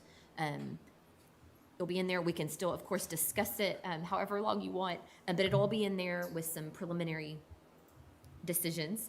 That way we'll be able to see kind of a big picture idea before we move into Thursday, which Thursday, Anna and her staff will be here to discuss personnel. So she'll be discussing COLA, topics like incentive pay, bilingual pay, as well as all of the requests for new positions and changes to positions. So I think going into Thursday, you'll kind of know where we are at this point, which I think will be helpful. Hear that on Thursday. And then that'll kind of wrap us up to move into that next week where we will not meet, and then come back that following week and look at contracted programs and hear from some of our entities that we contract with, Family Health Center, ABC, the list goes on, emergency management and fire protection, those things that we can look at that week before we file the proposed budget. So that's my plan. If y'all have any ideas or input, please let me know. But that's where we stand at the moment. Would contracted services include those persons who have or will come forward asking for funds from either us or ARPA, or, I mean, when was all that? Well, we generally try to discuss most of those on the same day. They may come in, but like the ones we normally fund and any new funding, and then all of them are subject to trying to figure out whether we can get ARPA money applied to them. Right. And so, it's gonna kind of be an effort to figure that out. Now, back to Commissioner Smith's question earlier. If we get through this next 30 days and we budgeted things, and then we figure out, and after budgeting process is over with, or even into the next budget year, that the ARPA money would apply to that, can we take care of that? So we'll verify, we'll reread the guidelines there. That's a major concern. But you should be able to reclass. So one example of that is this the revenue loss calculation. Yeah. So once you calculate that number, and we should have that soon on what that will be, but whatever that is, that amount of money there, it opens it up. You can really use it for anything operating wise. So we're gonna have to be grabbing expenses out of our general fund to match with that revenue there. So in that case, there's one where that's what we would have to do. But some of these others, like you said, we budget for it here and then we find out, oh yes, that would fit in the grant. I would think it would not be a problem grant-wise to reclass that over to the grant budget. That usually wouldn't be. So it shouldn't slow us down in the budgeting process. We think well enough of it that we would do it without the ARPA money, then we ought to go ahead and do it. If it's subject to that, then we're gonna have to make a decision. Well, I guess if it's subject to that, it's whenever we get it proved up that we could use it, Yes. no matter what the calendar says. It'd be similar to a bond, would it not? I mean, instead of getting it out of general fund monies, you would just get it out of your. Yes, Yeah. yes. Yes, so grant funds are housed in separate funds. Each grant has its own fund for the most part. So it's just So- less stress on the general fund, It's a whatever we separate set can of put in. books. So if there's a deal that we might not do without that rescue money, then, we'd say, we're not gonna approve it for county, for ad valorem money. But if we can prove up that we can get it out of the rescue plan, then we're gonna do it. We can make that decision and make that Definitely. I would, statement. like you said, wait So until she that just time. waits, and then we make sure that we can use that money, double, we don't want to have to pay it back. And then we'll act on it whenever we figure that out. We can just do placeholders in the meantime, right? You can Well, do a it comes out of placeholder, the and if it grant. qualifies, you can get it. If not, you just Yeah. don't fund it. You just let it expire with the dollar placeholder. She'll have a list of items subject to getting rescue money. And then we'll just chip those off, and it'll be paid, the money comes from the federal government, comes in that account, paid right back out. Yes, and y'all will, at some point, like, you know, you'll have to adopt a budget for those grant funds, and lots of discussion to be had on that. Like we were talking about on the 20th, we plan on having a more lengthy discussion there. Yeah, we'll know more, hopefully. But yes, you would adopt a budget there, and then we could, you know, we're already sitting on half of the funds. We wouldn't have to have the funds even to spend it all if you wanted to spend it all, actually. But yes, we would just start eating away at that fund balance for that ARP grant fund. So I'm gonna ask the question when those deals come up, would you do this without the rescue plan money? And the court would answer whatever the consensus is. Well, then, I guess my question, Judge, I can be more specific, like Okay. under contracted services, the requests that I've seen from Trinity Sports, the requests I've seen from McLennan County CIF, Hot Cog Area Agency for Aging, which we've done before, the problem that we have over on Bagby with the Robinson Volunteer Fire Department and all of those, where will those all come up, under contracted services, or? Yeah, they'll be under contracted services, and so. Okay, but we can discuss them. Yeah, we'll discuss that. Okay. And my plan is, if everything works out, we'd talk about those, you know, after the regular agenda on the 20th, and then that could flow into Wednesday, the 21st. And then Dustin, Post for the 22nd if needed. you've invited some presenters, correct? That's correct. So BKD, who helped us with the CARES Act, will be available to present, and then Tom Ray with LAN on some of the infrastructure pieces, mainly the water piece. He's put together a proposal, so they will both. I'm still waiting on confirmation from BKD, but we have been emailing back and forth that they can be here on the 20th, and if not, it'll be another day. Okay, and then likewise, the entities that are requesting funding for capital improvements or whatever, such as Waco Family Medicine, MHMR, for the Crisis Center, they're gonna, we set a date for them to come and present. Dr. Griggs is on the 20th as well. I don't think anything's been set for MHMR, but we can include them that day as well. Yeah, I think they've got enough information, they'd be ready to do that. Okay. And, let's see, Then Dustin, do I need to contact you with these people who have contacted me, or probably maybe more than just myself, as far as requests for funding, either through ARPA or the budget? Yes, sir. And so we've been working with Francis on getting these people scheduled. So however you want to do it is fine. We're happy to arrange it to come in. and, yeah, get it to my office, either to Reagan or Dustin, and then they'll line it I just up. want to make sure they don't, whether or not we agree or don't, Yeah. we need to give them their day in court. Consideration, that's right. Yeah, so that's what we'll try to get a lot of those done. What else? Well, that's all I have for today. If we want to, you know, come back tomorrow and, like I said, clean up some general fund things. Tomorrow afternoon? Yes, sir. 1:30? 1:30. 1:30? So I will recess today, and we'll come back and adjourn, we'll go back into court, convene at 1:30. Anything else? Okay. Francis, last chance. Everything good? Good. All right. All right, we will recess. It's 2:59. We'll reconvene at 1:30 tomorrow.